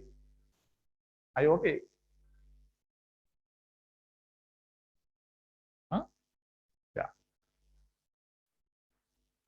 Right, we'll prove it, no? Yeah. Right, first one. First one. I'm going to take this happens what? I'm going to take first one. alpha equals 0 and beta equals 0, right? First, let alpha equals 0, beta equals 0.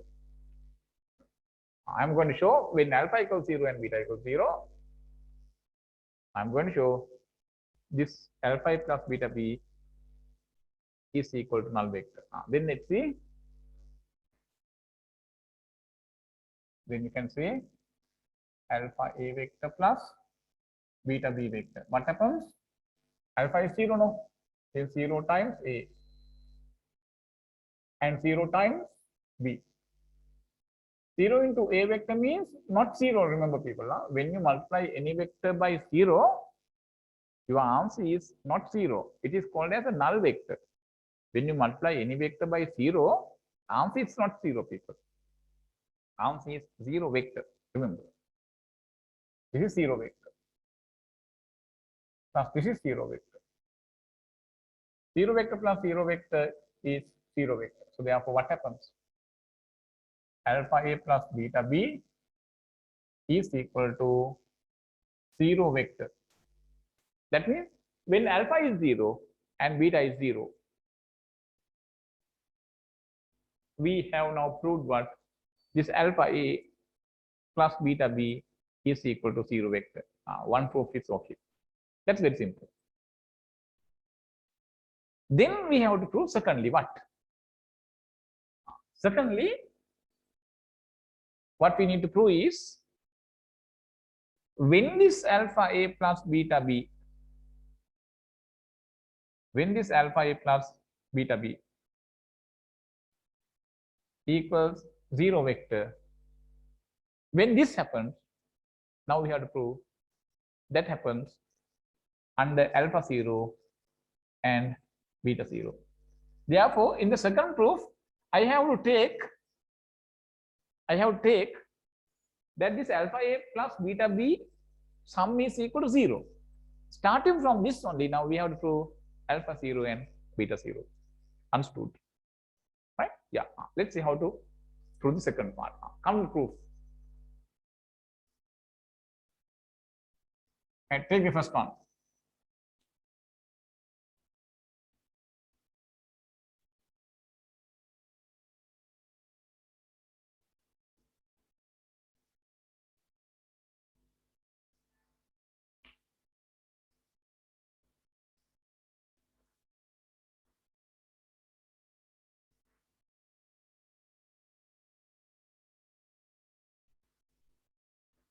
Right.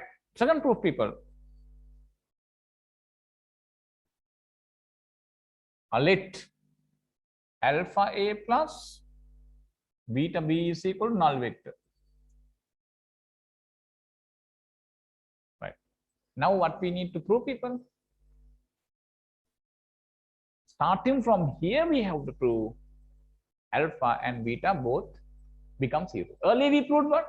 Starting from alpha 0, beta 0, we proved this become null vector. Now the other way, what? Starting from here, we have to prove alpha 0, beta 0. Right. Then this is how we do. I'm going to make an assumption. Let's assume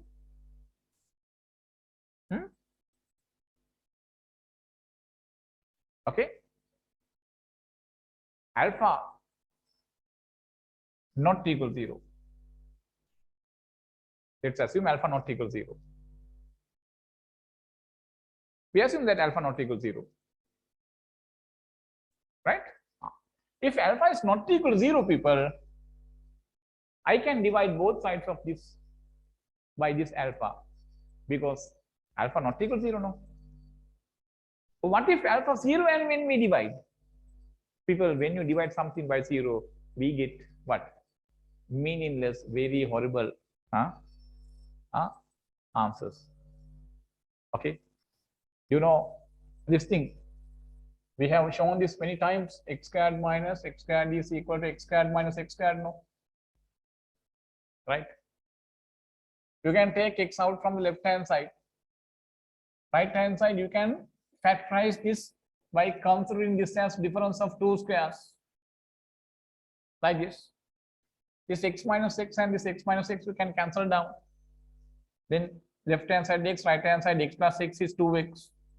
Left hand side x means 1x. This x and this we can cancel down. There we get 1 equals 2.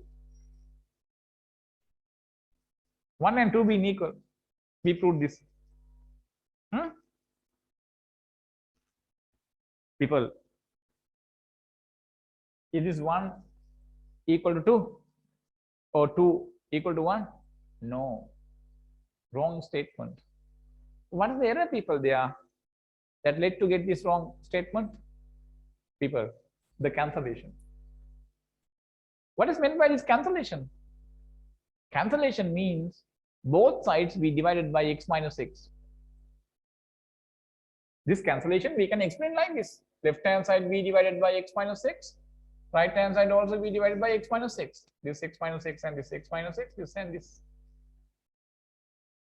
We can cancel down. That's what the meaning of cancellation both sides. Really, we have divided by x minus x both sides. Really, what is the value of x minus x? It's 0. We have divided both sides by 0. That is the simple example, people. When we divide something by 0, that gives meaningless wrong answers. This is really wrong. So therefore, before dividing something, we should verify that divisor not equal to 0. Divisor not equal to 0. So here we have assumed alpha not equal to 0. Now what I do is this. Since we have assumed that alpha not equal to 0, I can divide both sides of this by alpha.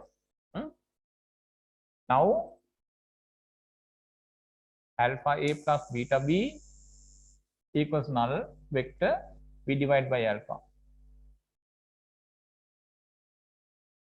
This alpha and this alpha we can cancel down. Then we get vector a, here beta divided by alpha times vector b, right hand side null vector. Right, people?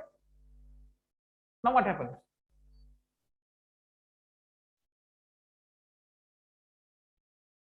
I can take this part to right hand side.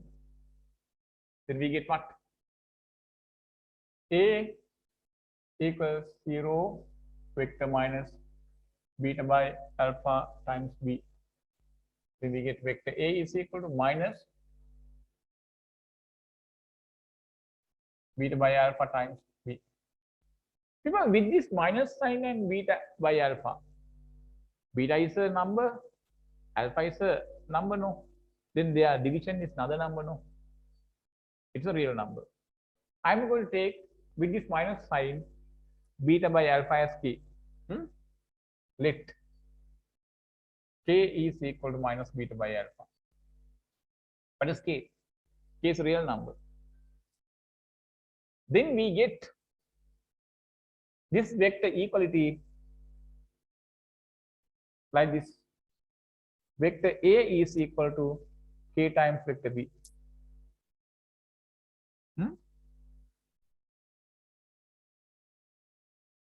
People, what do you understand by this? Vector A we can write as k times vector B. Vector A and multiple of vector B become equal. When two vectors are equal, people, that corresponding line segment should be parallel. Therefore, the line segment that represents vector A should be parallel to the line segment which represents the vector B. Therefore, this equality vector equal equation states what? This implies that vector A is parallel to vector B. Vector A is parallel to vector B. That's what it says. But people, at the very beginning of this theorem, we had been given simple A vector and simple B vector are two non-zero, non-parallel vectors. Two non-zero, non-parallel vectors. But by this result, we get vector A and vector B parallel. Therefore, this statement, this result is false.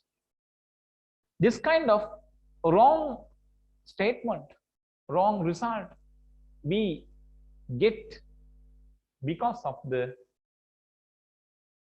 assumption this we made Wrong. This assumption is wrong.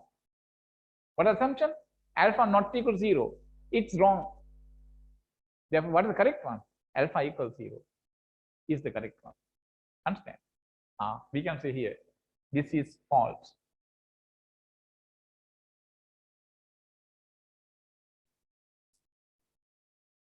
Therefore, alpha not equal 0 is impossible.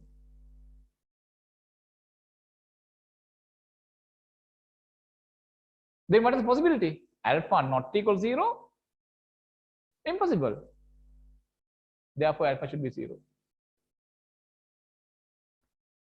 Hence, alpha equals 0. Now we prove alpha 0. Not only alpha equals 0, but beta also 0. We have to prove that too.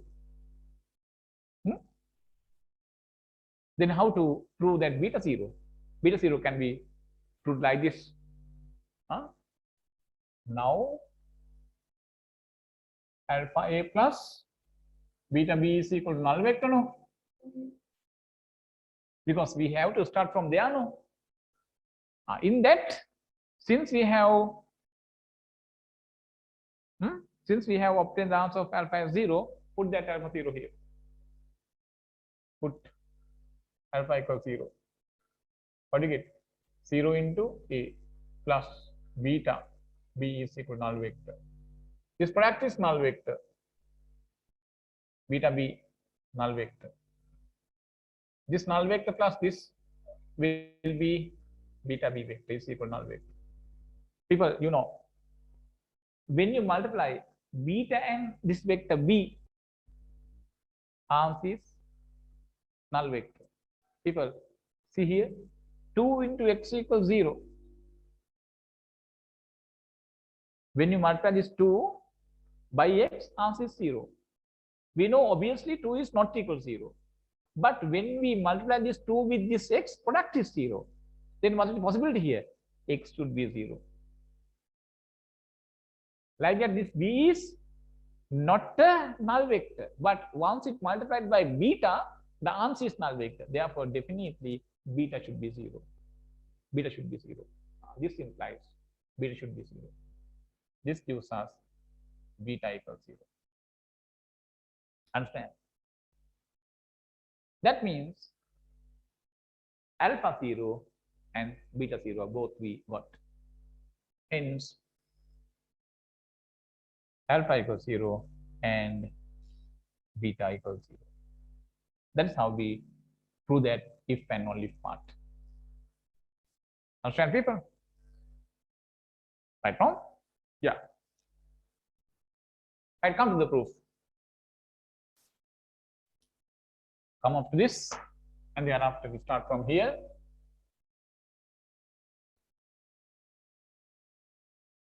And come to this.